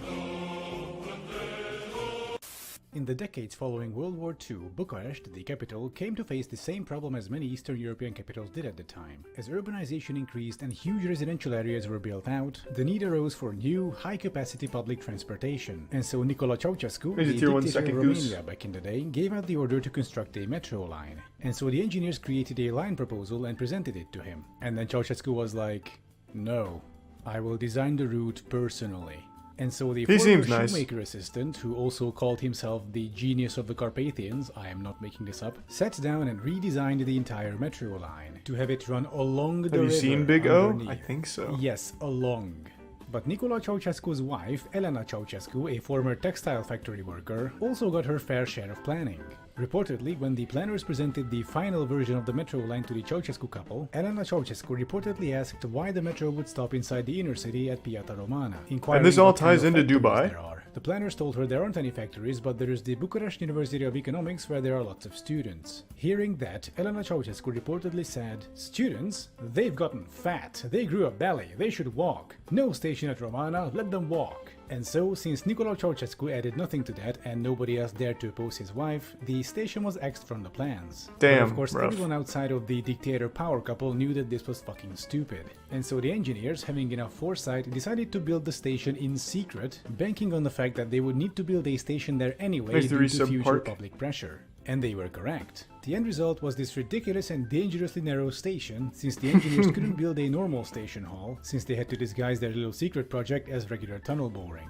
And so the moral of the story is, smooth brain dictator plus construction equals dumb shit. And boy, what pretty a cool perfect though. segue this is to the video's actual subject, Dubai. Yeah, what did that have to do with Dubai? It just seemed like a really shitty subway. The city of Dubai is a fucking joke. It's a tasteless parody of everything wrong with modern humanity. And so why do I say that? Let's go through it, shall we? Thanks, Sub-Legionaries.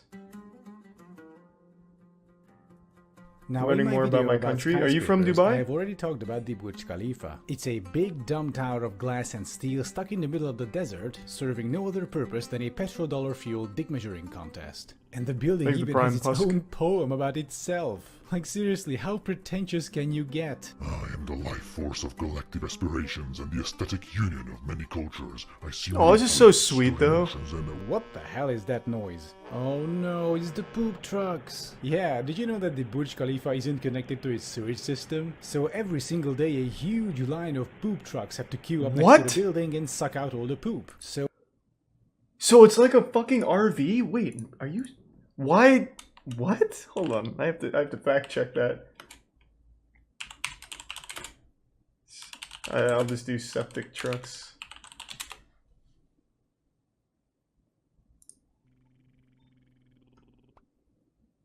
Oh my god. Why? Exit Prime, Flux, Waffle, and Psychonaut.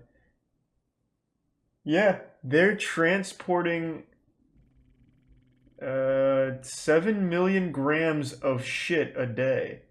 Why did they measure that in grams? Or 7 tons.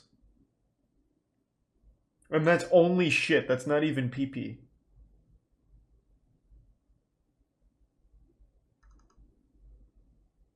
That's fucking wild. That's so much shit. Thanks to the resub, Gigas and Showtime. So Amar's ambition and Dubai's shining dream included the world's tallest skyscraper but not a sewer system. And besides, I talked about this before in the skyscrapers video, there's actually not much point to building a skyscraper. Like the only situation where it might make sense is when you're physically out of space. But trust me, Dubai does not have this problem, which ties into the next suspect. Look how cool that is though, that's awesome. That looks cool. Thanks to Prime Westy and Nerd.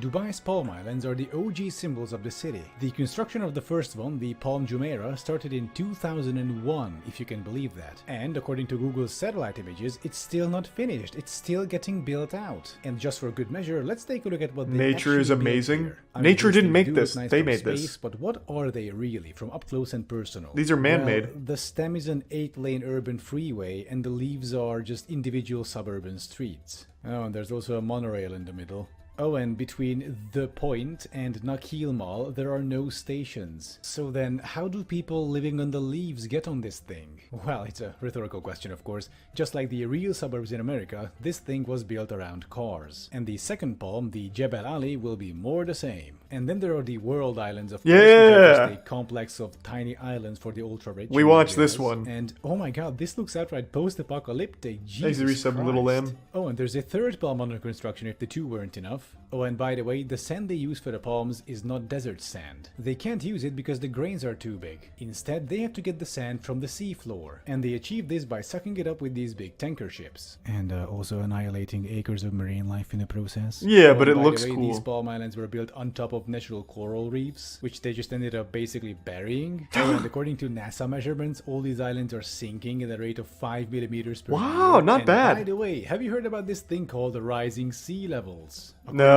it's fake. Agency Abu Dhabi, under the That most doesn't severe exist. climate change scenario, nearly all of Dubai, including Thanks the to Tier Palm 1 Marauder Islands, and would Tier be 1 Malachi, underwater. the prime Alright, so let me potato. get this straight. You had all the money and power in the world to create anything, and you have paid money to annihilate a coral reef to build a sinking suburb on top What does of that it. mean, Uncle? Perhaps I treated you too harshly. And here's the kicker about these islands. That's right, I'm still not done. Why build them on the sea to begin with? I mean, you have the desert. You have all the space you will ever need. So why not just build the palms inverted into the land? You know, having the actual body of the palm not out of sand, but out of water. Because it looks would look cooler. Just as impressive from space, and No. it wouldn't even demolish all the aquatic life. Hang on Disagreed. a second, they did do something like this already, just below the palm tree. And, oh no, these are American-style suburbs? Oh man. I can't believe it. They took the worst urbanism practices from the US and they implemented it one-to-one. Whoa, And we actually there's... have all the circles let's of not get urbanism carried happening away. here. Copy-paste housing, cul-de-sacs, giant highways cutting through the area, no public transportation, a 12-lane arterial road, Jesus Christ. And so this will be our segue to... He's convinced me. Dubai sounds like ass. Oh my god. What the Dubai's fuck? urbanism in general is just complete bonkers. It's kind of its own little bubble, really. A I don't- strange little that rich doesn't people's sound very dystopia nice. in the desert. Take a look at this arrangement. Two sections of skyscrapers separated by a 20-something lane freeway, and behind it a bunch of Thanks to the cul-de-sac resub, suburbs and Saxy. golf courses. And thank you It's for the this bit, Zero. strange mixture between Futurama and evil Los Angeles. And this just makes me feel so You just had a frustrated wedding in because all Dubai and that they money, cleared out a all that building power, and they could have streets to done make so way for much poop more and trucks. So much better than this. The way I understand That's it, amazing. the motive behind building all this flashy stuff was to Wow. try and increase tourism, to help the Emirates economy transition away from oil revenues, which is, you know, fair enough. But then why not build something truly unique? Something that isn't just a big dumb tower of glass and steel, or a couple dozen suburban streets on sinking sandbanks, or gigantic malls or golf courses. Imagine a city with full-on historic Arabic Golden Age architecture with modern elements. Oh, Okay, it- this is concept art from Diablo 3, but Horrible. It looks horrible. I have seen skyscrapers, malls, Oh my god, what a suburbs, piece of shit. urban freeways, or I don't golf even see a courses poop before. truck. What I haven't seen is a historical or at least historicist Arab city. That would be a great way of spending all those petrodollars, or at least a better way, I would say. And that might even attract a more quality crowd instead of the oligarchs, trust fund babies, and nouveau-riche idiots. Okay, that's a bit unfair, but Dubai right now is not exactly a haven of intellectualism, so to speak. By the way, did you know Nowhere that only is. 10% of the Emirates population is actually Emirati? The other 90% being immigrants and expats. Well, actually, they're all immigrants. Thanks to the It's just resub that butter white and people came up prime with this Paris. word expat, so they don't have to call themselves immigrants abroad because that word is reserved for brown people. He probably is Speaking Zero. of which,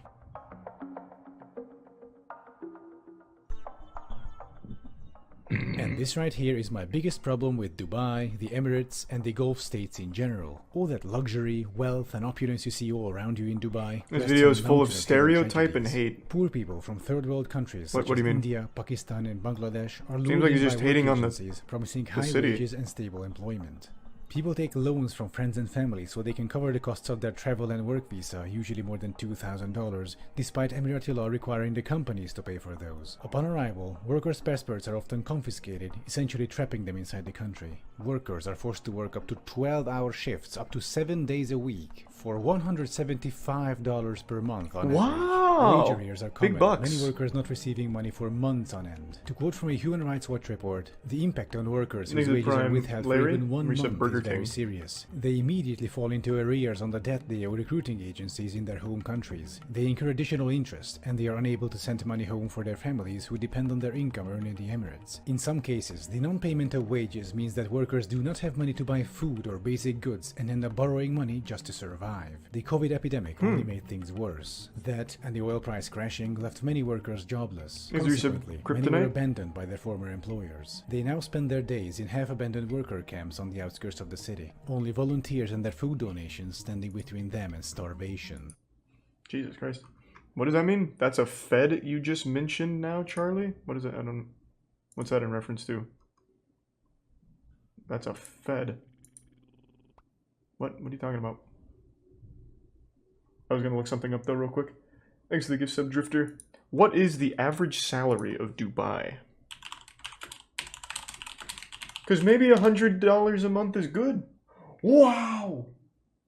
The average salary in Dubai is 17,000 per month. That's of AED, so roughly 4.5K a month USD. Oh, wow. That's pretty good.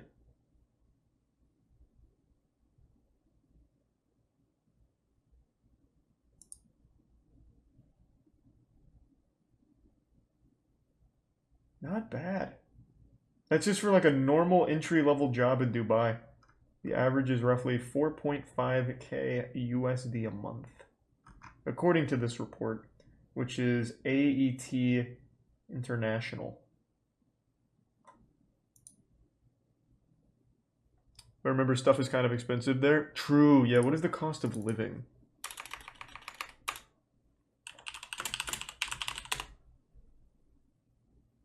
Cost of living is single person monthly cost without rent, roughly $1,000. To be fair, that's not horrible. That is not bad for the average salary and the cost of living. That isn't bad. I thought it was going to be like a lot more. But I guess with rent it could really pop off.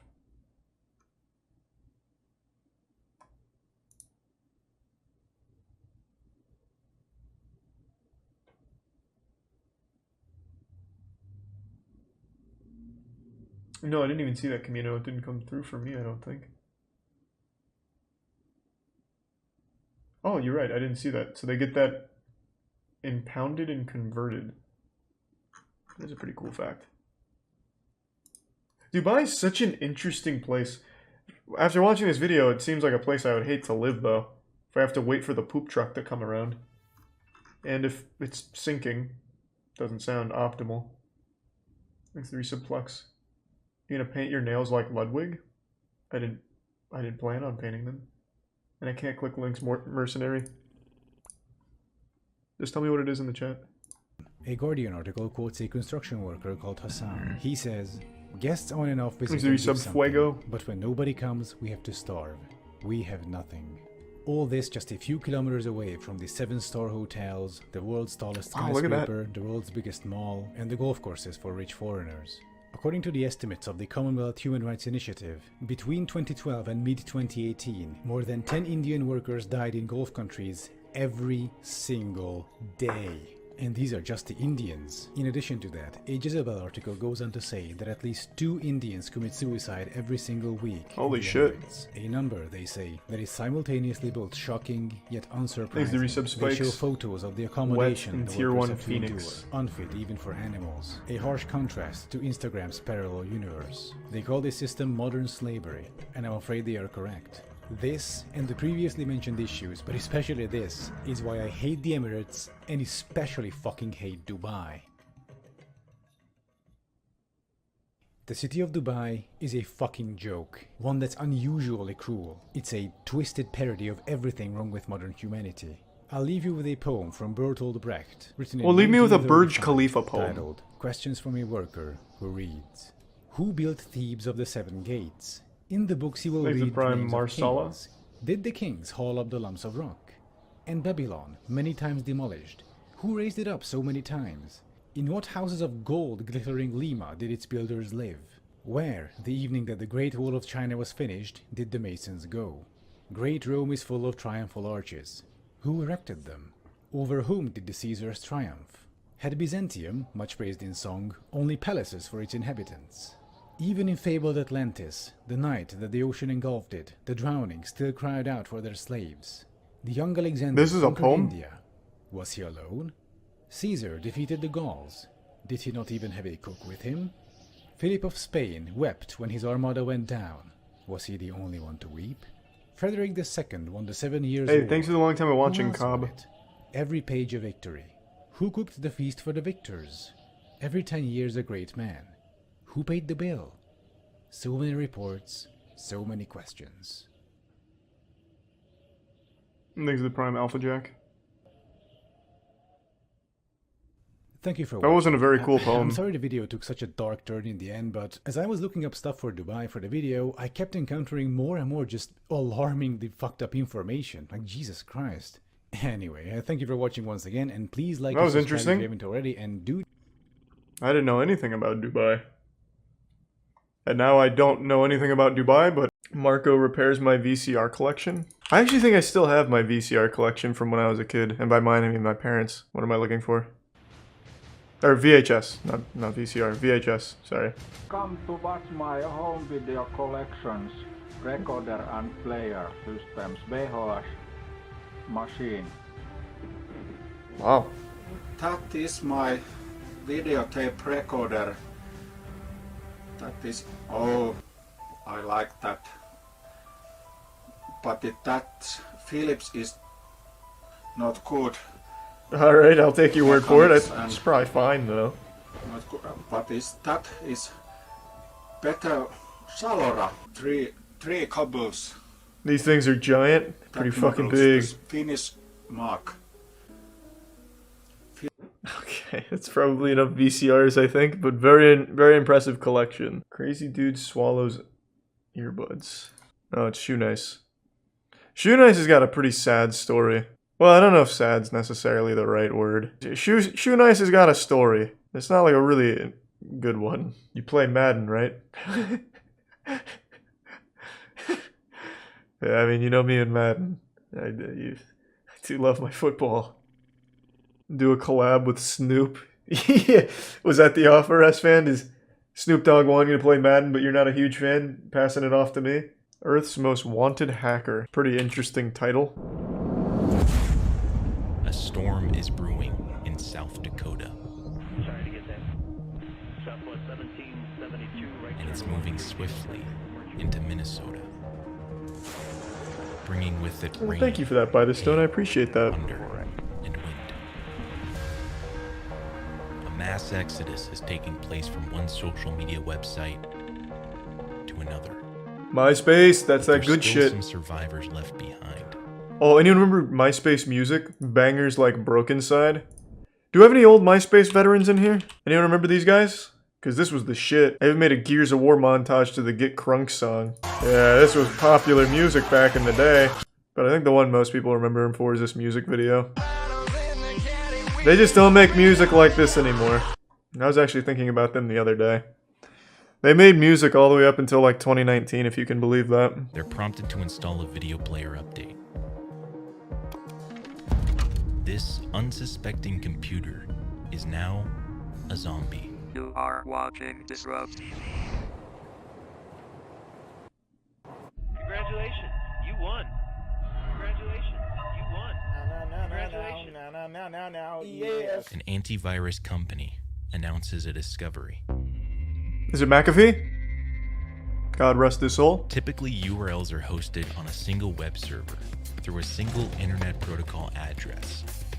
If one is found to be malicious, it's fairly easy to chop it down from the root by blocking the IP. But these URLs are utilizing a tactic known as fast flux. In a fast flux network, the IP address of the domain name is constantly switched out, making it near impossible to find the core of the infection. We see variants appearing that are created from the original MySpace exploit. Skype is literally a Microsoft malware. Targets Twitter. I hate Skype. Shit's garbage. Always has been. Makes its way onto the Macintosh ecosystem. An ordinary website. No, not video games. Download files from oh my god.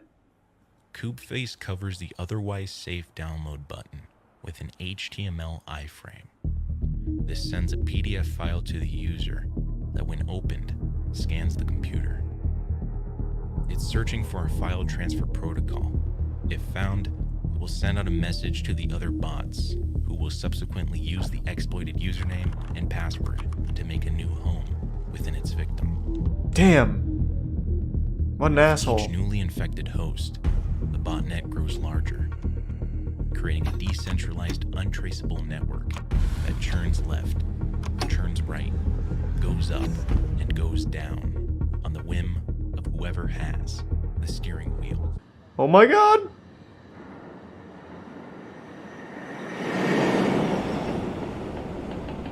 What? Is this a custom animation? And is this... Such high production. It's 1997. I haven't seen Lighthouse yet, no. And the most popular Not website in the world is Yahoo But at Answers. 7 p.m.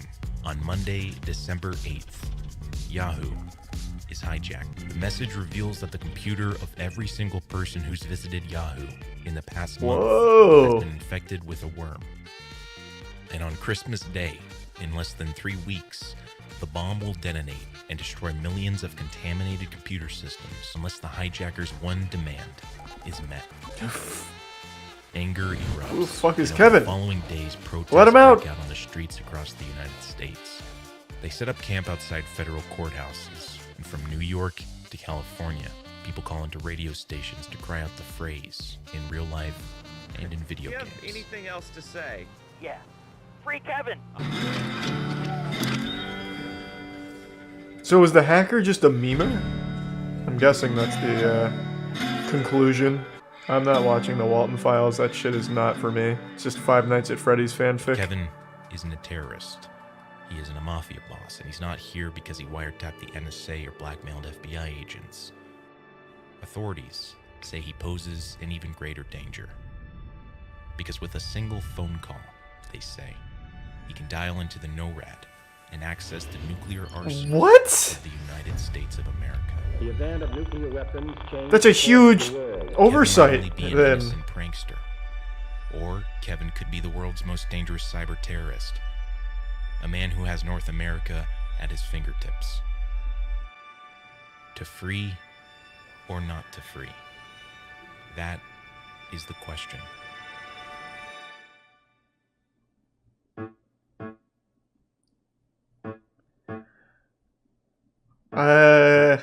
I say let him out. Call his bluff. And if he's not This bluffing, is a well, Windows is registry what it is. key. And this is that same Windows registry key modified by Kubeface, YouTube, Wikipedia, PayPal, all resolved to IP addresses employed by the Command and Control Center. This is how the Kube makes its money. When that user clicked the link, Kubeface instantly shot his browser through a number of affiliate advertising networks.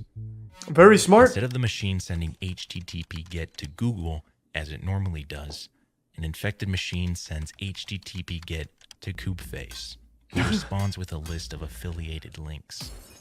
It's only after receiving those links that the machine correctly sends HTTP GET to Google, who then returns with the legit results. The first result corresponds to the first affiliate link, and when clicked, for just a brief moment, an advertisement. After that process, the used affiliate link is scrubbed, and a new one takes its place. These systems may offer $2 per 1,000 users that click the affiliate link. Multiply that by hundreds of thousands of infected bots across the planet, clicking links all day. Where would they get the affiliate links, though? They'd have to be in contact with the companies, right?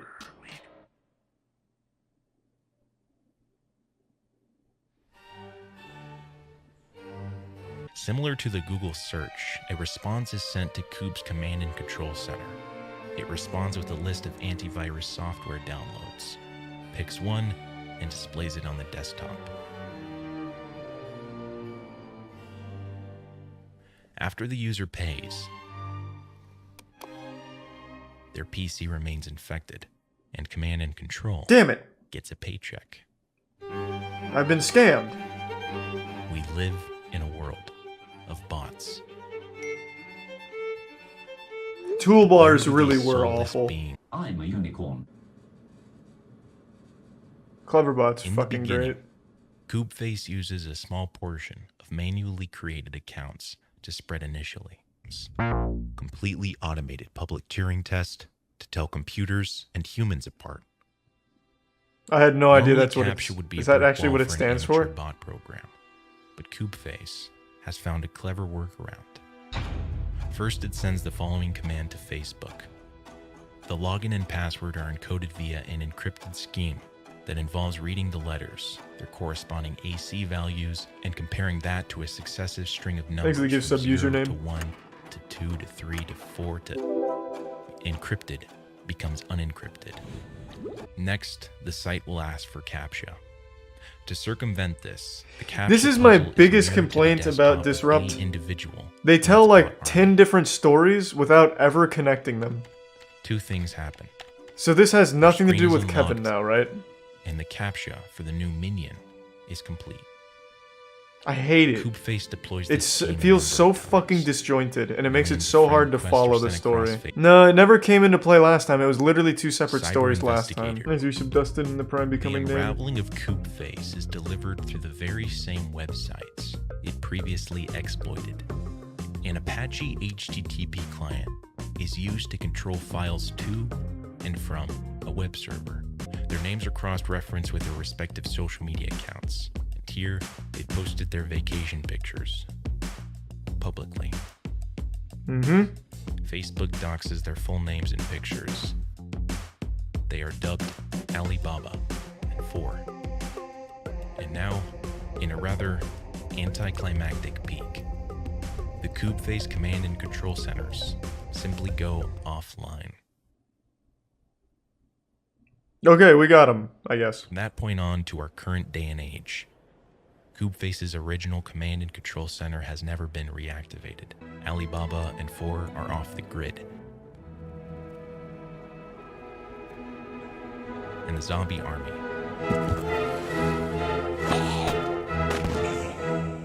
remains dormant. Something like 24 people show up, each one almost as much of a nerd as the worst of a ham radio enthusiast. A folder on the wall holds up sheets of paper listing dial-up numbers for every wire center in Southern California. Armed with this list and login credentials, I'd have the ability to control any phone line in Pacific Telephone's Southern California service area. Hello. I tell the guys, let's take the manuals to a copy shop, run off a copy for each of us, then return the manuals before people start coming back to work in the morning. It was the most stupid decision of my early life. We drive around looking for a copy shop but can't find one. It's 2 a.m. So I take the manuals home with me. But I have a bad feeling about them. So I throw it all in some trash bags and give them to my accomplice. Tell him So, but why? Why? Like, what was all this for? An unknown teenager has hacked a new network known as NORAD. It's an organization that provides aerospace warning and protection for North America, and this kid infiltrated the system just to have a look around. The move is so bold that it inspires the film War Games. Oh, really? That's actually pretty cool. Journalist John Markoff gets in touch with Kevin. I love War Games. I used to love that movie. On hackers named Cyberpunk. Game sucks. He's gained a reputation as a master of social engineering, but he's not interested in the money on offer. He wants to maintain a low profile, so he refuses to be. Yeah, I understand this is Kevin now, but why? Of John Markoff. Like, I don't understand at all. And what does this have to do with Coopface? Kevin pulls out of the Stephen S. Wise Temple, where he works as a receptionist. In his rearview mirror, he thinks he sees a group of 3 men following him in a Ford Crown Victoria.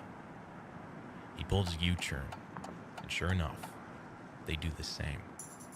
Kevin speeds down the I-405, and the car races after him. Suddenly, one of the men places a cop car flasher on the roof of the car, and now the sirens are crying out. Kevin pulls over. The officers rush up.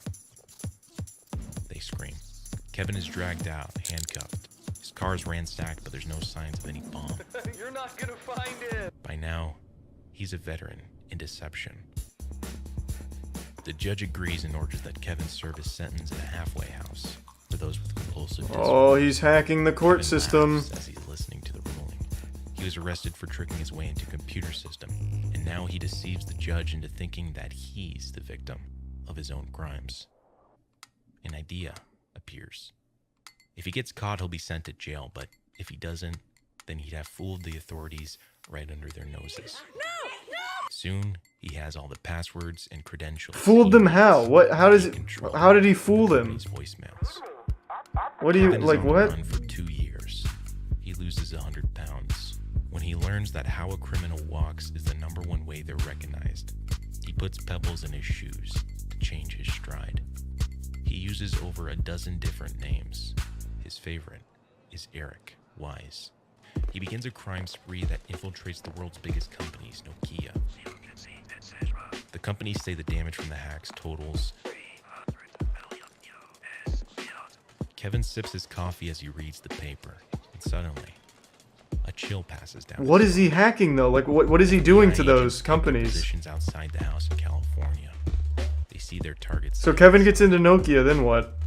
Burst in and draw their weapons, and the man denies that he's Kevin Mitnick. He's a Middle Eastern immigrant. Doesn't even own a computer. Steals money. More How? than 2,000 kilometers away. So he gets into Nokia's what? His paper to the ground. Intern's laptop and he's stealing money? On the front page of the New York Times. Kevin is adamant the stories in the articles are lies. He never hacked into NORAD or wiretapped the NSA. But if you believe Kevin, then you shouldn't trust anything you've heard so far about Kevin. He takes on mythical status overnight. The little-known prankster is now public enemy #1 of cyberspace. Kevin walks the streets of Seattle in a daze. Many of the passing faces on the sidewalk seem to be staring straight back at him. He hears the faint sound of a helicopter in the sky, feels his heart beginning to thump. No one seems to notice the helicopter, but they do notice Kevin. He hurries into the courtyard of an apartment complex and uses the tall trees as cover, peering through the leaves. Kevin tosses. So do I believe this now? And bursts into a full-on I was just told not to believe Kevin. He gets away.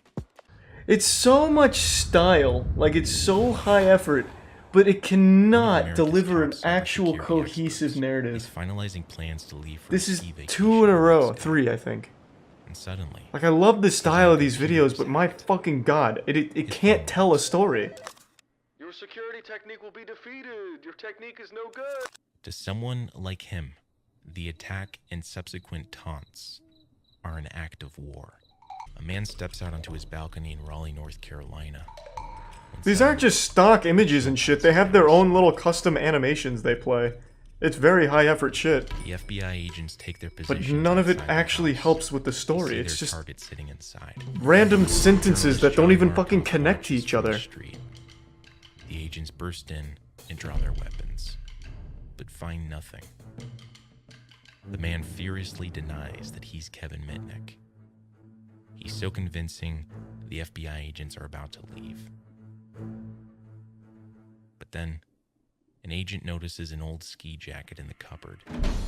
He empties the pockets, and out falls a pay stub. Legacy Media pitches up their circus tents outside. Most wanted computer hacker is behind bars. Kevin shares one large holding cell with 60 other inmates. He doesn't eat for 2 days because the food isn't kosher. Inside, And then all Coob eyes are face. fixed on the defendant. Cool picture. Kevin is charged with 14 counts of wire fraud, 8 counts of possession of unauthorized access devices, interception of wire or electronic communications, and causing damage to a computer. When Kevin is led away from the court, Tsutomu calls out from the front row. Kevin looks back at his nemesis, the one man who finally saw through the lies and deceptions to find him. Who? He nods, says nothing, and walks away. His appeals for bail are churned down by every single court in the U.S., including the Supreme. He has one last idea. But then, a group of officers storm into the cell and throw him into solitary confinement. You skipped half. I didn't skip shit, I skipped an ad. I skipped his ad break and merch plug. I didn't skip shit. What are you talking about? I didn't miss anything.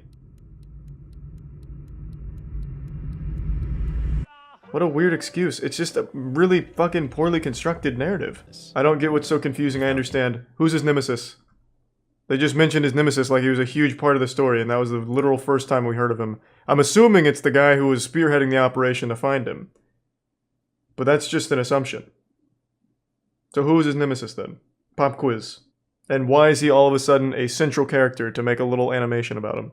His name is Joe Clearly. His name is Satoyu. I think. I don't know. That's what I fucking thought. The hack on Yahoo. So you're not was a following hoax it like you carried out claimed. by members of the Free Kevin movement. There was no logic bomb. After 4 years of prison and solitary confinement, Kevin pleads guilty to 4 counts of wire fraud, 2 counts of computer fraud, and 1 count of illegally intercepting wire communication.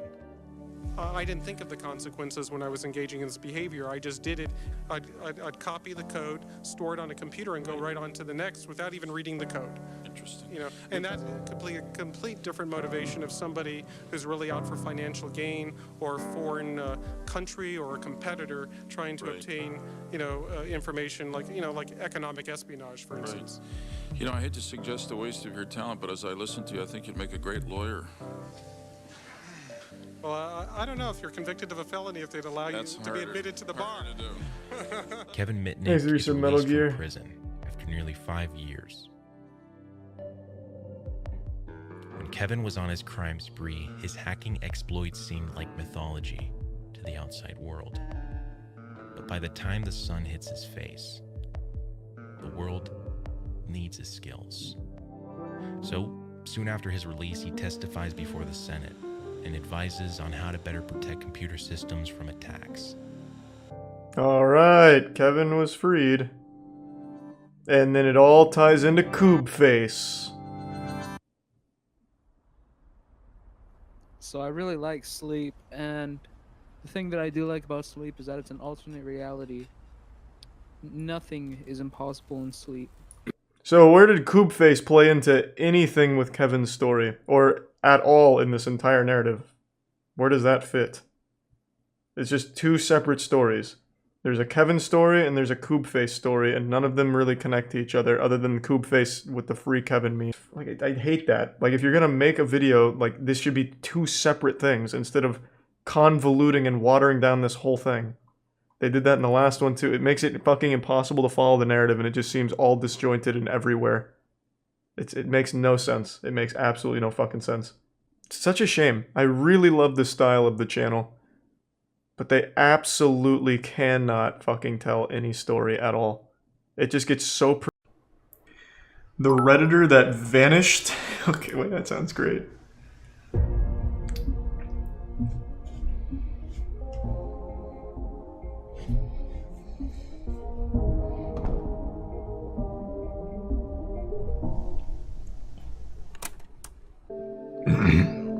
The variety of daily users from all walks of life congregating on one single public Thanks, forum Eddie. has created a sense of community Hey, that's man. nearly unmatched in the current online landscape.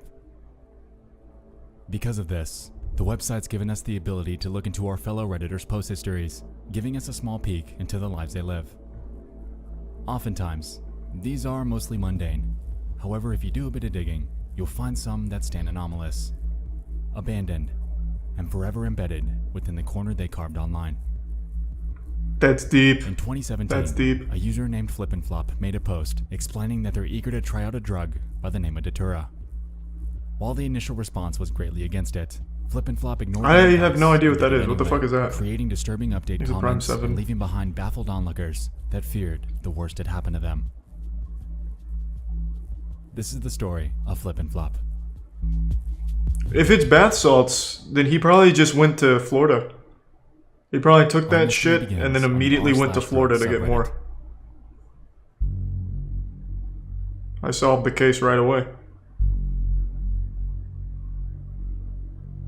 On the night of April 17th of 2017, Flip would jump in with the simple question. Finally got my hands on some Datura. How much should I take? Their post reads the following. Hi guys. I finally got some Datura to try out. I'm free tomorrow and have the house to myself, so I'm really excited Can I get to it? try the effects So it's of not the bath salts? plant. I have around 60 seeds, some dried flowers, and leaves. How much should I take for a nice first-time trip? I was thinking of crushing up X seeds and making tea with them. Drink the tea and smoke a couple of leaves while the tea is starting to Damn, this guy's got it figured out. What the fuck is 15 this? seeds be enough? Very classy. Sources on the internet tell me a regular dose is around 10 to 20, but I've seen some talk about over 30 seeds. Thanks, guys. It's close to acid. Okay. It could have Not close to acid at all. effects and can- Okay. Before I continue, how about I just look it up? So that way I can be caught up on what the fuck this is. Chat has no idea, so I'm just gonna look it up. Because I've actually never heard of that, which is surprising because I know of like every big drug. This must not be a very popular one. It's a poisonous plant. Also known as Devil's Trumpets. Devil's Trumpets. Okay. That's pretty fucking wacky sounding. Yeah, it looks like it's a psychedelic. Cause death. A user named Rect recalled their prior experience with Datura, claiming that they're still scarred from it, in hopes of deterring the OP from giving it a try. I bought 2 Datura Inoxia plants from a local Thanks for some greenhouse, Cambam, ate and smoked both of GMB, them and Krusty. over the course of about 2 weeks. I never noticed too many effects initially. Dry eyes and mouth, hot flush skin, rapid heartbeat. But I was 100% in a state of psychosis that whole time, and for about 2 weeks after I stopped using it. Like someone here said, it's a deliriant, so I wasn't even aware of how totally fucked I was. Wow. My Jesus friends got Christ. increasingly worried about me, and I finally broke down mentally. About a month later, I got diagnosed with generalized anxiety disorder and severe panic disorder with derealization and depersonalization. Why is he still in the drugs subreddit then? While the effects felt by Rect were Like, severe, he had this fucking awful experience and he's still in the same subreddit. according to a Logarithm the Great, they claim that the potency of the drug can vary from person to person, and even sometimes through the time of day it's taken. Just to give advice? I guess, maybe. After reading this, I went forth and cross-checked their claim with a psychedelic education resource named thethirdwave.co, and found that while the time of day assertion isn't substantiated, Datura's so-called fatal dose ranges pretty widely. According to this guide, He's a tier 1 a frazzled dose and as small resubs as collect. 100 milligrams of dry seeds have been known to kill, while others have taken substantially more than that and lived. Considering how heavily any drug's effects can vary from person to person, this declaration isn't that surprising. However, it is noteworthy. Sorry to hear that, Soul Leader. So, Oh, how many maybe seeds Pierre. should Flip and Flop take? Thanks for the bits, Mike and Crab. Exactly 0. None. I hope this is a shitpost. Good luck and report back, please. Best effects will be achieved by doing none of it, I believe. Throw that fucking hell in the garbage. Wow, this is actually a pretty supportive subreddit. Unanimous. Let's see how they took it. Huh, not bad. Update. We did it, Reddit. I've crushed some seeds, around 15 to 16, in my mortar and put them in a glass of water. I've added some lemon juice and sugar to mask the taste. I'll just have to roll my joint with the Datura leaves, and I'll be set to go. I've decided I'll be sipping on the tea and slowly smoking the leaves until I feel the effect is strong enough. After this, commenters were questioning why they'd subject themselves to such a dangerous substance. They were wished good luck and were given advice for the phenomenon that they were about to experience. For Flip and Flop, it was the point of no return. The train left the station, and they were on a one-way track to the inevitable consequences. They, turns out, transcended. Became this ascendant being. He can now shoot lightning bolts from his dick or something. He is Datura now. That commenters were tuned in. Thanks for the gifts of Mike. Everyone knew what was about to happen. However, hope for the best remained abundant. Remind me posts, well wishes, and questions on an update flooded the space. And, at least in that moment, Thanks for the gifts of Bailey. all eyes were on the OP. 5:55 in the morning. Never even heard of that, Sentient. April 18th of 2017. Thanks for Prime Max. I give you the 10 though, Google.com, Sentient. How normal again, stop now. Oh, this is definitely like a shit post. Needless to say, everyone's concerns were validated. However, it was good to know that the OP was still alive. Nah, no, this is all a The stunt. replies here were mostly well wishes, with a clear mood of apprehension. A user named Emilsko pled for the OP to reply to the thread when things became normal again, and another named Pest P gave their 2 cents on the matter as well. There unfortunately aren't any guarantees. This feels very fake now. I'll let it ride though. Evening, nearly exactly 12 hours later.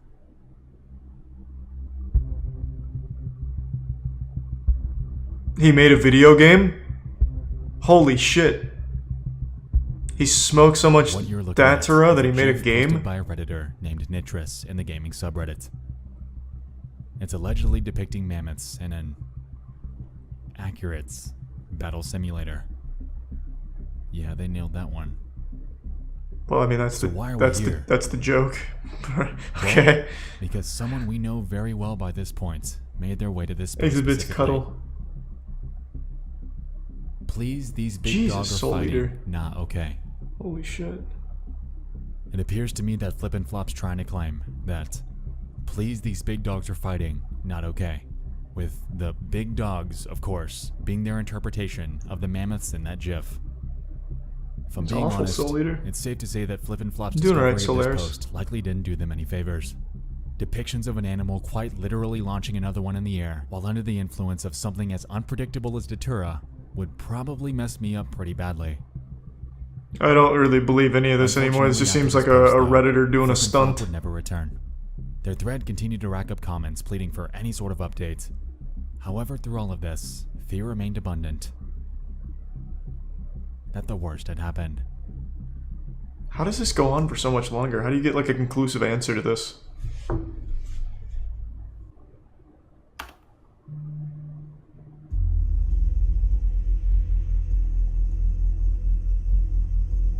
Sadly, most of the search results surrounding the username Flip and Flop aren't useful. I was hoping to dig up accounts that they might have Thanks to the big migrated tier to on 2 other websites, but it Malarian frustratingly didn't dictator. obtain much. Thanks to the big tier 2. Scouring the surface web is an uphill battle. We can find a considerable amount of posts asking about him.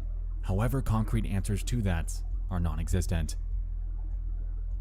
There was a Flip and Flop with 1P account I found that could have been a potential lead. However, considering that the last post they made was 8 years ago on the NoFap forum, it's needless That to could be say him. that I was only left with dead ends. Well, I don't know about that. Speaking of dead ends, the following is a list of accounts and their current status I found on other websites with the name Flip and Flop.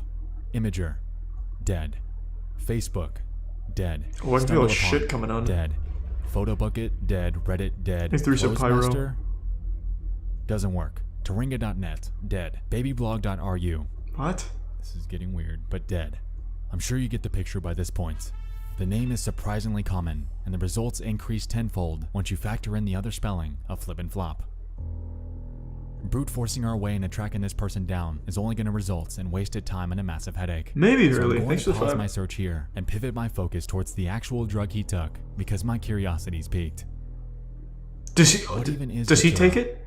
How serious really is it? And is it actually as fatal as it's made out to be? To answer this, I made my way to a non-profit educational resource by the name of arrowwit.org that specializes in providing information about various psychoactive plants and chemicals. In their entry about Datura, they claim that it's a woody-stalked, leafy herb growing up to 2 meters. It doesn't It look like a produces scary seed plant. pods and large white or purple trumpet-shaped flowers that face upward. Most parts of the plant contain atropine, scopolamine, and hyoscyamine, and has a long history of use in both South America and Europe, and is known for causing delirious states and poisonings in uninformed users. This definition got me curious on the effects of atropine, scopolamine, and hyoscyamine, and so I dug a bit further. According to Arrowhead, these are known as tropane alkaloids. So is this whole video about a guy that likely overdosed? Including disorientation, confusion, Or is there like... Oh, I'll just let it hallucinations, ride. delusions, panic, and more. Furthermore, the resource states that in this class of hallucinogens, namely, I think it's users still are, very quote, likely fake to begin absolutely with, but yeah. convinced that the hallucinations and delusions are, in every sense, real, and may attempt to interact with them. This can range from amusing to dangerous. This almost leaves me to wonder what kind of experience Flip and Flop had. This is a since gift they can sub, Soul vary pretty Eater. widely. Looks the bits As num we know num. by this point, an update from their aftermath is non-existent, and at this time, we have yet to gather a detailed, first-hand account about a Datura trip. So what is it really like? A user on a website named steamit.com shared their story about 3 years ago. In their post, they claimed that they had taken about 8 dried seeds and were eager to experience the effects. After doing so, however, they were immediately met with extreme thirst, causing their, quote, mouth to dry up in a horribly scary way. The dose in which you get active effects is extremely close to the amount needed for a fatal overdose. Following this, they share Kinsama's in detail prison? God damn it. what it was they went through. After about an hour, I felt a weird mix of euphoria and dysphoria. It had a bizarre sense of fun to it, as reality and imagination blended to form one. It gave me a very trippy feeling, which was at the time chilling and scary. After quite a long time, maybe 2 hours, I felt poisoned as I can't remember how I acted or how I perceived the world. I'm not really into this one, man. If there's only 2 posts to go off of, there's no conclusive answer. Everything felt surreal, and I definitely had some weird It's more just like a warning against it. At the time felt realistic and normal. The creature became outrageous. Is that how it ends? It almost seemed like too perfect of a storm. Like the perfect storm. About the fatal dose being incredibly close to the one in which you feel the effects, combined with the possibility that Flip and Flop didn't have anyone with him to make sure he was okay. It all seemed like the perfect storm of what not to do when trying out a substance for the first time. As a matter of fact, in some ways, it almost seemed... Here, I'll give you a hint. Yeah, let me hear the hint. The profile was created on April 17th, the very same day that their one and only post was made. Being entrenched in the world of internet mysteries, observations like this stand out to me like a sore thumb. It appears to me that this account was made for the sole reason of discussing their story about trying Datura. While, sure, they potentially could be separating this from their personal accounts and life due to the taboo nature of something like this, it unfortunately discounts the validity of their entire account. Furthermore, he gets the same conclusion. The profile for this post explains the lack of other social media or forum handles with the name Flip and Flop existing online. Without any sort of hint at their location, their main account, or their interests, tracking down the actual person and cross-checking a potential case record is impossible. Now, don't get me wrong here. While I'm entertaining the idea that this could be fabricated, the sequence of events that took place lend credence to this being real. What? If we look at the post, it was made at 5:21 p.m. Central on April 17th of 2017. Over the course of the next 26 minutes, Flip and Flop would go from asking about trying it to having it prepared. If we're considering the potential that their mind was made up on... It's not a very interesting story, to be honest. It's a Redditor made one post, and then there's 2 posts to follow it up. I'm not real into that one. To me, that sounds more like a classic Reddit shitpost thing than like a genuine overdose. But even if it was, it's still a very unsatisfying story to follow, since you'll never know and there's no evidence to point to anything conclusive. Not really into that. Reddit's darkest corners. Let's ride. Hey guys, welcome back to another video. I have a lot of announcements, so I'm gonna try to make this very quick. Thanks, The first Carney announcement is in blood. 600,000 subscribers. The last video, This channel's popping off. 500,000. As of filming this video, we're at 622,000 subscribers. And honestly, thank you guys. Thank you to all the newcomers that are coming from Critical's channel. First of all, Charlie, thank you so much. I know I told you thank you in DMs, and by the way, guys, the fact that I spoke to He's Critical, such a like, sweetheart. literally a dream come true. I sound Unironically, like he's a such a broken record, sweetheart. but I feel like I'm saying something I would like to repeat. So thank you to all the newcomers. Also, there was no like cinematic intro for this video because the channel intro editor known as Charge is actually he's actually editing the music video that's gonna be out soon. That's right. Cherry Soda. He seems like a nice guy. He is. Single, which I'm sure all of you guys are gonna like, even if you don't listen to Hyperpop. I'm sure you're all gonna like it. That's how confident I am. We do not have an official release date, but the video will premiere here on my channel live. Yes, I'll be in the chat. I'm literally gonna ping everyone on Discord, and fuck, man, that horse is really like hurt my head. So it's gonna be a live event. I'm thinking 6 p.m. PST. So convert that over to whatever your time zone you're in. But seriously, it's gonna come out. We've seen Carl H. So Yeah. just keep your eyes open on that. We It might saw be that on one. the channel already, just like for the countdown thing. Hey guys, I want to let you guys know that I actually did an interview with Mocknix, and it's so extremely Thanks, Resub funny. Granny. I love this interview, and it's my first interview ever. So if you guys want to get to know me, make sure to check it out in the link in the description. And here's a little preview of what the interview looks like. Tough.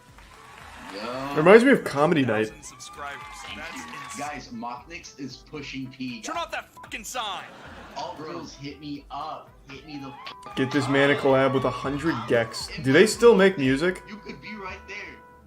100 So, gex is piss Reddit's baby, darkest right? corners. In this video, we will be covering specific subreddits and users that can be described as strange, disturbing, odd. And I know what you guys are thinking. Dude, all of Reddit is like disgusting. What are you talking about? I know it is. I know it is. But let's just go even deeper than the surface. This video will be a little You don't want to go deeper than the surface on Reddit. to help me out on certain topics. I want to give a big shout out to Juno over on the Tub Discord for Thanks, Resub, helping Granny, me out and with this idea. Hero. Juno gave me the idea. That's what I'm trying to say. If you guys have video ideas that you want me to cover, make sure to go leave it in the video ideas channel over on the Discord. I'm not gonna lie, literally like 9 out of 10 of them are horrible. I go on that channel. Dude, I remember someone requested me to talk about Harry Styles.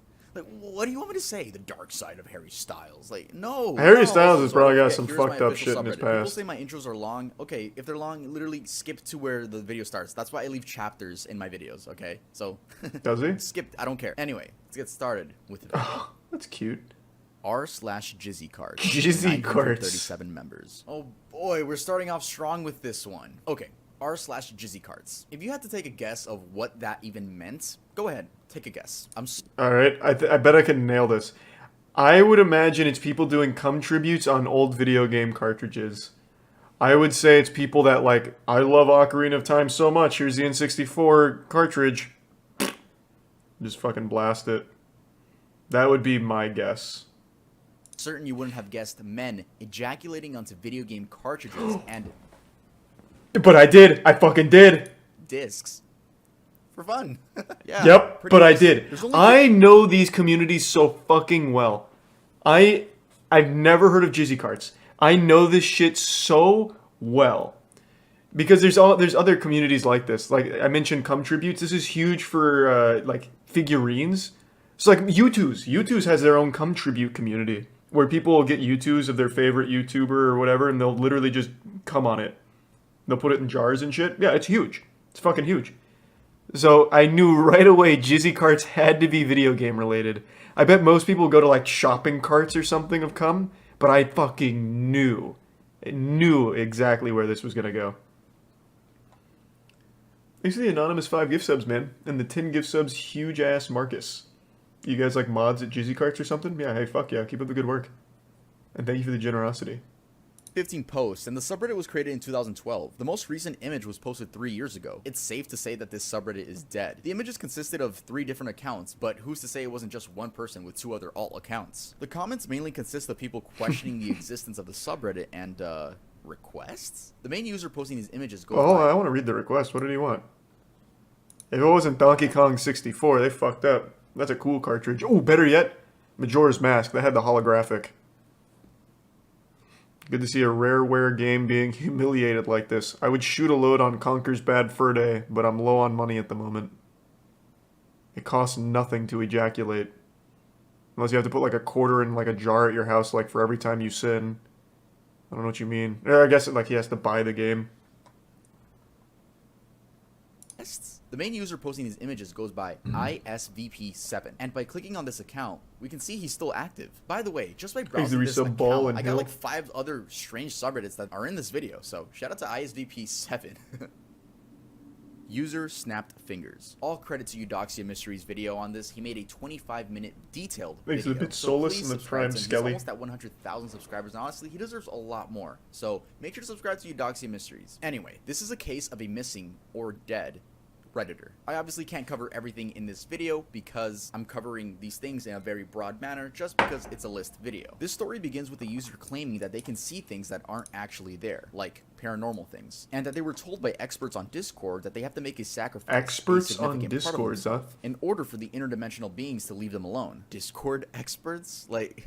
That's what I said. Flag. The things they describe That's definitely a as red seeing flag. are dark figures of humans, adults, and children, spiders, snakes, and more. They also explain that they are against medication and refuse to see a doctor. This story is very similar to that of Worthless 319, which we already covered on the channel, so make sure to watch that after this video. Eventually, Wordless 319 was the video we watched. It's about the Redditor who claimed he blew his cock off to save the world with a gun.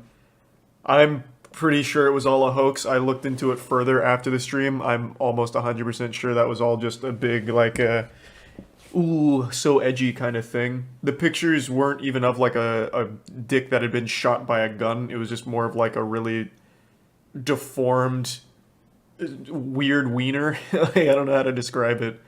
But yeah, that was definitely not like a real thing. But the penectomy shit is real. There are people that do actually cut their cocks and all of that, but it wasn't that Redditor doing it. Snapped Fingers questions the reality of there being a hell portal in the Paris catacombs and explains that they're booking a flight to put an end to this. What are the Paris catacombs though? During the Gallo-Roman period, many cemeteries within the city limits had become filled to overflowing, resulting in unsanitary and unpleasant living conditions. The problem grew so much that by 1786, these cemeteries were being emptied for reasons of public safety, with the remains of about 6 million bodies requiring to be reburied. The only location with sufficient room to hold them were all the former mine tunnels 20 meters beneath the city. Thus, the former limestone mines Someone got of lost Paris in the became Paris a space catacombs and referred to died. as the catacombs. So yeah, it's a I think very there's like a good YouTube place video which about you it. can actually go visit. Some of it is open to the public. You just gotta pay. So back to Snapped Fingers. Their last post on the account, which was 2 years ago, reads, "We'll be entering the catacombs in a few hours-ish," with another comment under it reading, "Also, I am very fast. I used to run track back when I was in junior high school. I can likely outrun any possessed people. I am excited to finally close this chapter of my life and shut that blasted portal off for good." Now, personally, I do think this person was suffering from schizophrenia. Or, I could be completely wrong. This could be someone just looking for attention. The thing with these Redditor stories... Most that we likely talk about attention when on is that Reddit. we don't know. We don't really know. There is going to be one on the list where we do get an update. But for the most part, these are people that just never signed back into the account. r/coming on figurines. 35. That's what I was just fucking talking about. This is where they'll do like U2s, Marvel figurines, all kinds of shit. I was just talking about that. Yeah, this one's kind of popular. They go kind of wild. 9,000 members. I mean, pretty self-explainable. It's always been a thing to nut on figurines. I can't even say that one. Wow. It's always been a thing to nut on figurines, especially in jars. Shout out to that. Yeah. Shout out to the My Little Pony jar. No idea why, but something interesting I found Back about in the this Brony subreddit era. is that the owner God has a rest their soul. Patreon where you can enter for, quote, figurine giveaways. Yeah. There's 28 patrons paying monthly to get exclusive pictures and videos of a man nutting on anime figurines. Yo, he's probably got a great collection. Wow. Honestly, I just want to get all through They're some probably of these not there for the disgusting ones nut pretty quick. or for the So collection. on over to the next one.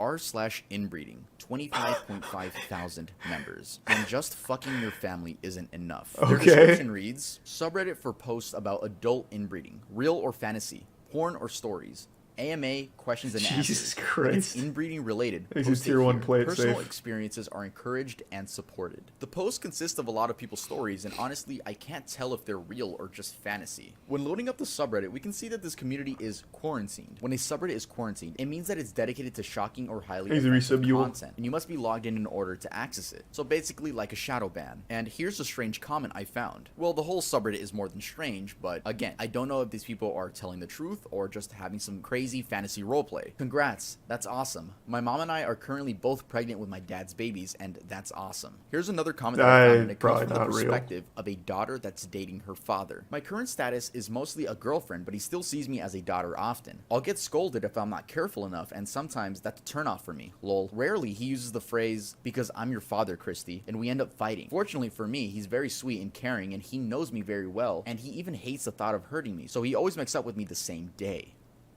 All right. /cum tagging, 2,000 members. So yeah, this was just the guys splurging on objects. Men splurging on objects. I mean, that's it. There's nothing more to explain to that. We have public trash cans, airport toilet paper holders, campus bathrooms. I actually... Doors. Yeah. So, I don't know about cum tagging, but I do know there was a... I don't want to give too much away about the guy. I've talked about it before. We've talked about it before on the podcast. We used to have this thing where we talk to people from the Patreon podcast, and one of the people that was a regular is a U.S. soldier, and he was on a submarine. He was on one of the nuclear subs, so in between his tours, he'd come on to the hangout with us, and he'd always tell us the stories about like the people on the subs to pass time will literally just like come on things in the sub. I don't know how real that is, or if it was just like his degenerate crew or whatever, but it's apparently like super common, at least on that vessel, because he would talk about it like pretty much every time he came back. Do we have any other like submarine boys in here that can confirm or deny? What episode? No, it was like just hangouts where we just talked to people. It was a while ago. We haven't done that in a couple of years now. Thanks, Resub Chewy.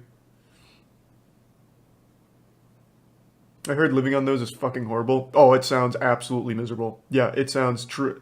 I can't imagine a worse career than being on a submarine. You can't leave it, you're confined to such tight space, and apparently all your friends are just ejaculating on everything. Sounds terrible.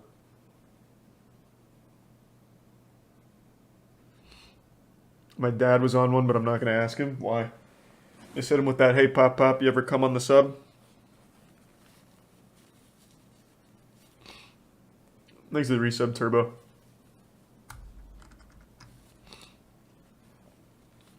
Sounds like the average frat house. Well, the way you described it sounded like everything a frat, like the worst parts of a frat house at the worst possible place. Seemed miserable. But yeah, apparently that's pretty common there. According to one guy that we talked to. That was the only guy we knew like that ever worked on subs. All the other veterans were usually in like, I don't know, like the Marines or something. Sometimes Air Force. Just continuing the list of wholesome subreddits on this list. Ew. That's so gross.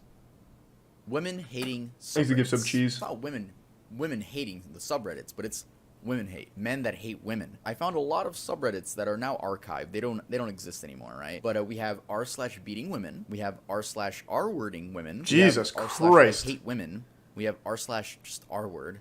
I'm not gonna go through what. I mean, you guys can imagine. Yeah, I can pretty much take a guess. Or I hate them. I want to do this to them. I want to R-word. Like, I found an archive of the R-wording women one. I mean, just look at the suggestions. Oh my god, what the fuck is this? There's a thing on Reddit where like almost every sub has the same moderators. I wonder if they were mods on here.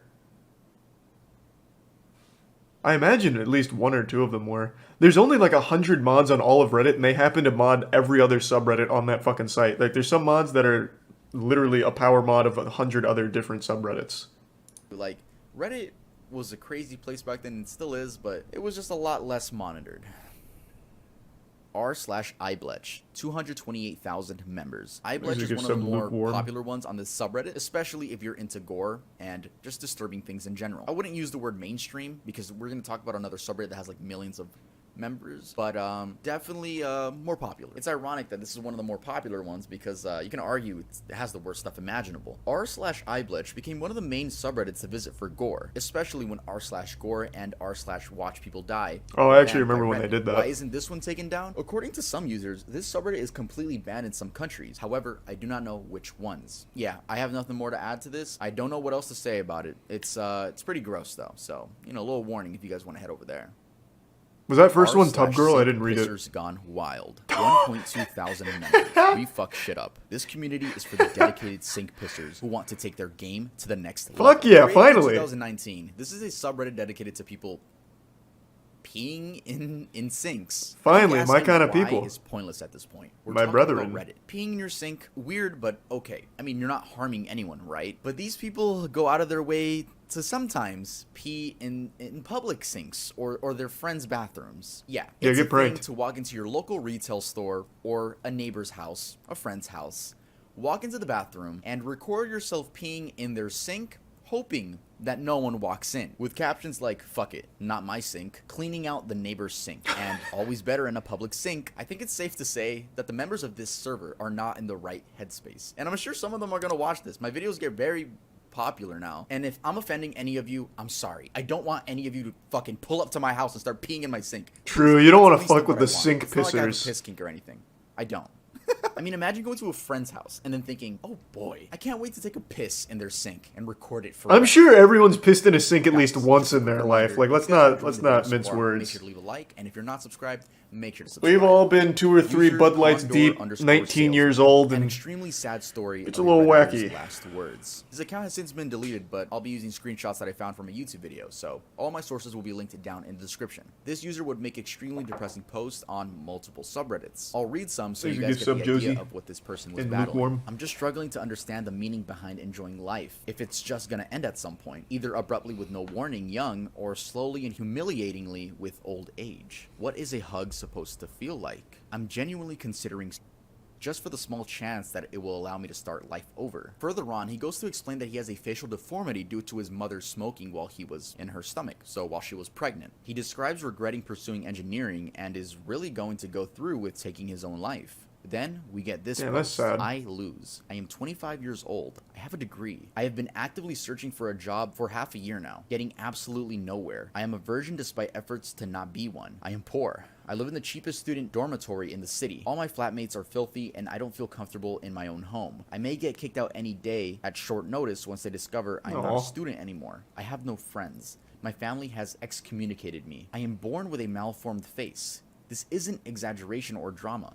My medical records describe me as malformed. I am Well, this one's objectively just sad. hideous and will never be looked at with affection. I am r/oh come on 63.1 thousand members. 63.1 thousand. That's actually a lot. There's a lot of humans that have joined this subreddit. They describe themselves as a place to challenge others to come in unusual places, ways, and circumstances. You know what? I'm not gonna describe any. I'm gonna describe one. Sorry guys. This one is it's called the Oreo video. I've This never is heard of something Come that On. is gonna be stuck in my brain forever, and it's even hard to repeat what happened. But I'm gonna do it for you guys. One, because it's funny. Two, that's it. It's just funny. So there's this video where this guy, I'm gonna use the word splurge, okay? I'm not gonna, yeah. So this guy, you know, Oreo, The word got is white usually stuff in the middle, splooge. Is right? splurge the new this one? This guy, like, takes off the cream, right? And then splurges where the cream should be, puts the fucking Oreo on top, you know, makes the cookie again with the splurge, like, leaking out and shit, and fucking eats it on video, dude. Yeah, that's Well, hardcore. He doesn't eat it on video, but, like, you could tell, he's munching on it, That's right? Chris It's just Chan like- shit. And I already know some of you guys are gonna That's go look it gourmet. up. If you guys watch my channel, I know you guys are gonna go look it up. At least give me the watch time. Like always, give me the watch time and then go give yourself a little bit of trauma. That one's called the Oreo video. Not officially named that, but I'm naming it the Oreo video. This video is brought to you by Manscaped.com. Feeling your best starts with Manscaped does slap. Agreed. r/just-no, MIL. 1.8 million Whoa. members. MIL means mother-in-law. This subreddit is dedicated to people venting about their horrible mothers and mother-in-laws. I'm gonna read you guys a story that pissed me off and I'm sure will enrage any normal human being. When my twin girls were born, we had no issues in the hospital. They were born right on their due date, latched perfectly, and passed all their postnatal tests with stellar stats. Nice. When we brought them home, however, we noticed that one of the girls, let's call her OD, since she was a whole 4.5 minutes older than her sister, was developing a rash. I hadn't really dealt with allergies in kids since my son didn't have them, and neither did any child or adult in my entire family. I wasn't sure what it was. I thought that maybe she just had sensitive skin like me. I can't tolerate certain fabrics because I have very dry skin, and I'll often break out in rashes if my skin decides that it doesn't like something. So I stopped using fabric softener on all the clothes. I bought the nicest, most comfortable bedding and clothes. At one point, I even made her clothes myself in the fear that maybe something in the manufacturing process was upsetting my OD. We went to the doctor several times, and they knew that she was having an allergic reaction to something. But every test came back negative, and we couldn't Oh, and it figure turned out what the it mother-in-law was It doing took some 3 crazy more shit. months to figure it out. During that time, her allergic reactions got more and more severe. At one point, she was the only baby in the history of the hospital who had to be kept in a clean room because she seemed to have a reaction the minute she left. When that happened, we began to have elimination therapy that would rival the lifestyle of Buddhist monks. My husband and I moved our son and YD in with his parents because we needed to eliminate everything from our routine to figure out what was causing the reaction to our OD. We stopped using our soap, our shampoo, our deodorants, our laundry detergents, and that was before we even got to our diet. It took us 3 more months, but we figured it out. Our OD was allergic to coconut. The doctors told us that it was a particularly rare allergen, and so it wasn't on any of the skin test panels they ran. When we found out what she was allergic to, we were so relieved. So relieved. But in addition to feeling relieved, I delved Thanks, into a resub bot damper. of hysterical Nigga laughter. sub teases. I laughed so hard I cried, and The to bits this of day, tonic. my DH tells me that he didn't know if I was crying from relief or pure happiness. Okay, so like I said, this story is very long, but to summarize it, the baby has an allergic reaction to coconut oil, and now we're being introduced to the mother, right? The mother of the woman. And this I thought it was woman gonna be basically something like isn't the taking mother-in-law was, allergy serious. like, She's using just like, bleach on the it's kid just or some coconut shit. oil. Like, what's gonna happen? So let's skip to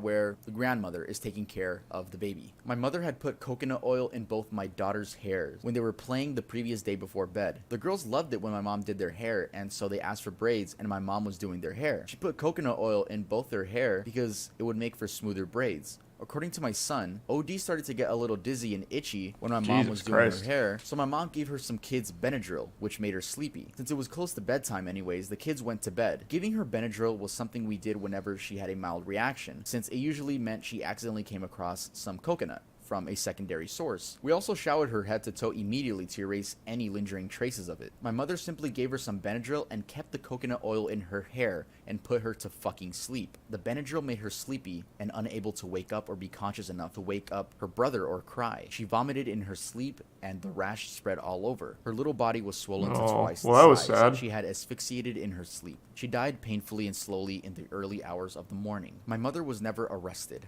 My father did leave her, though they're not officially divorced. The majority of my mother's family refuse to speak to her, and the few that do speak to her only do so on a limited basis. She currently lives on her own in a small town, and every couple months I'll get a call from her telling me how sorry she is and how she just wasn't thinking, and can I please find a way to forgive her. She wants to come see me. The only thing I can find to ever say to her is, you can come see me when you bring my daughter with you. If you guys want to go read it on your own, it's a lot longer than what I just said, and I know what I said. Man, that's probably one of the most intense ones on that subreddit. Horrible. That sucks. The rest is probably God, my mother-in-law really baked ignorance, a bro. dry turkey. That's what ignorance does, man. Let's move on. Jesus Christ. R/jailbait. The Urban Dictionary Oh, that was a definition big for one back jailbait in is the a day. female who is under the age of consent. That shit but was who dresses, fucked. acts, and appears as if she is over the age of consent, and who does nothing to correct that impression when she is bedded. Yeah, when I read that, I was like, whoa, what kind of victim blaming, dude? Why are you getting mad at them? Like, nah, I don't want to get off track, but it's just weird when guys are like, yo, you shouldn't dress like that. You're too young. It's not even your life. Just fucking move on. Go on Reddit. Actually, that's what they were doing. It was just a place where creeps would talk about underage girls. At the time, Eric Martin, They used it the general front manager, page defended almost several every notorious week. subreddits, including jailbait, by claiming that it was one of the side effects of promoting free expression on the web. Reddit administrators took down the subreddit after a user shared a picture of an underage teenager, saying that he had nude photos of her as well. And many users were requesting, send me. Yeah, it's just pretty disgusting stuff. Yeah, he's underselling how popular that was.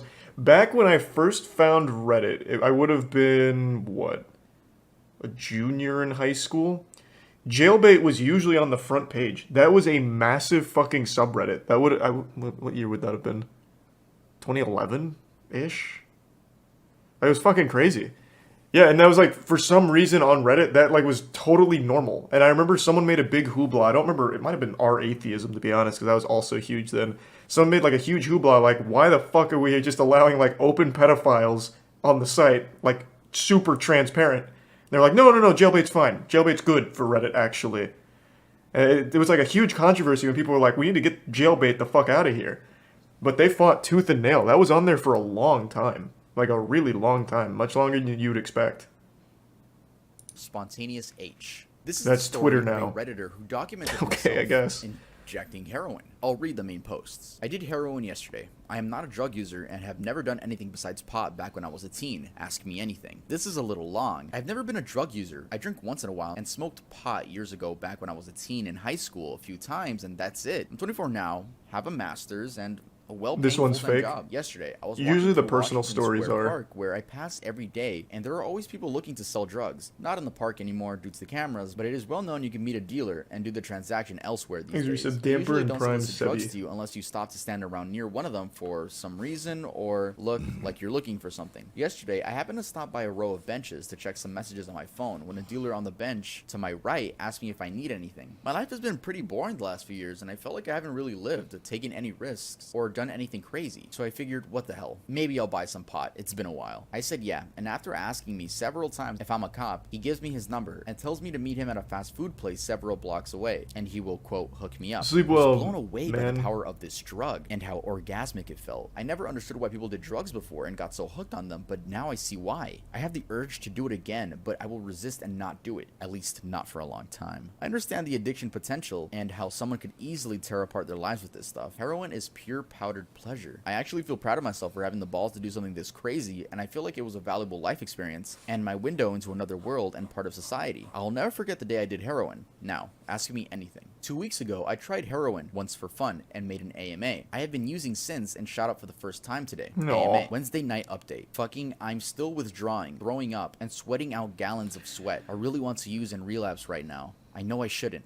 These urges are so strong and overpowering. No shot, Please these are help real. me if you Nah, can I before usually get don't chance believe to the fuck my life. personal I wish I was ones. trolling and this was some elaborate lie. I was doing everything right, have been clean, and somehow a rumor got out that I've been using, and my girlfriend found out. She basically broke up with me last night, but is now putting that decision on hold. I have some serious unrelated business/work I need to attend to in 2 hours, and I don't know if I'll be in any state to be able to be ready. I can't stop crying. Fuck heroin. Fuck my life. I guess I don't need to say that since heroin pretty much fucked my life for me in under 2 weeks. I just want to die. I am a patient in a psychiatric hospital. I was also technically dead last week. Ask me anything. Well, you guys will be happy to know that this person is actually still alive. Even though this all happened about 12 years ago, this user actually came back 4 months ago with an update. It's been a while. This is not an AMA or anything exciting, really. I saw a disturbing and sad post about an opiate overdose on tier 1 Freakout slang. and was reminded to try to Is it log totally in fake? and Yeah, check this. I probably. guess it's been over 3 years since I checked this or posted anything. I find this Reddit account pretty overwhelming. I'm just posting to let people know that I'm still alive, clean, and doing well. Thanks to everyone who reached out in messages checking in over the past few years, and sorry if I can't get back to you. Here's another comment with more details where he responded to another user. It has been coming up on almost 11 years since I have used heroin, any hard drugs, or alcohol. That was November 2010. A few years ago, I had a slip and just smoked weed, which is a bad mistake, so I consider my current total clean time 3 years since I count that. Nice. We actually had a happy ending to this one. Love that. Love that he's still okay and doing just fine. It's kind of crazy to just be like, hey yo, let me just shoot up some heroin. Fuck it. tier 1 My life gifted? kind of boring. Oh, should I document my experience doing that? No, I'm just kidding. I'm just kidding. Yeah. Yeah, no. Alright guys, that's gonna be it for this video. Don't click off yet. Don't click off yet. I knew wanna almost say all of something. In those. the community tab, when I was telling you guys to leave requests for Nice. video ideas, right? Or like Reddit ideas for this one. People were saying that I He didn't just, even like, cover steal True video Cells, which idea is topics, surprising. and I just cover them in a mediocre way. Which Do you guys remember True Cells? That was a little bit before the big incel explosion. There's the Prime Grant. Wow, most people don't seem to remember it. True Cells was basically, they were the progenitor to modern incels. They had a lot of very sad dudes that would post shit like women should be kept on farms and men should be allowed to buy women to fuck them. Like really horrible stuff, like incel shit, before it became mainstream. That one was pretty wild. They had like full websites full of like hundreds of pages where people would like write some real gross shit and their weird view on the world. Thanks to resub Asa.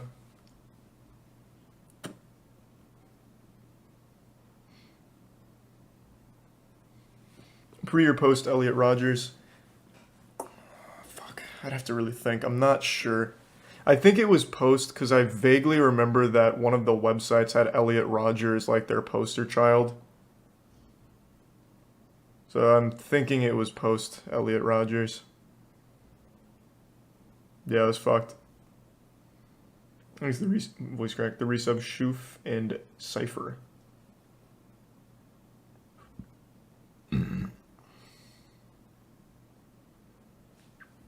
I feel like there were some other ones that weren't covered, but I can't think of them off the top of my head. True Cells is just one that I always remembered. You going to bed? I'll come say goodnight in a sec. Why do people go so feral for sex? I don't know, man. There's some fucking weirdos out there.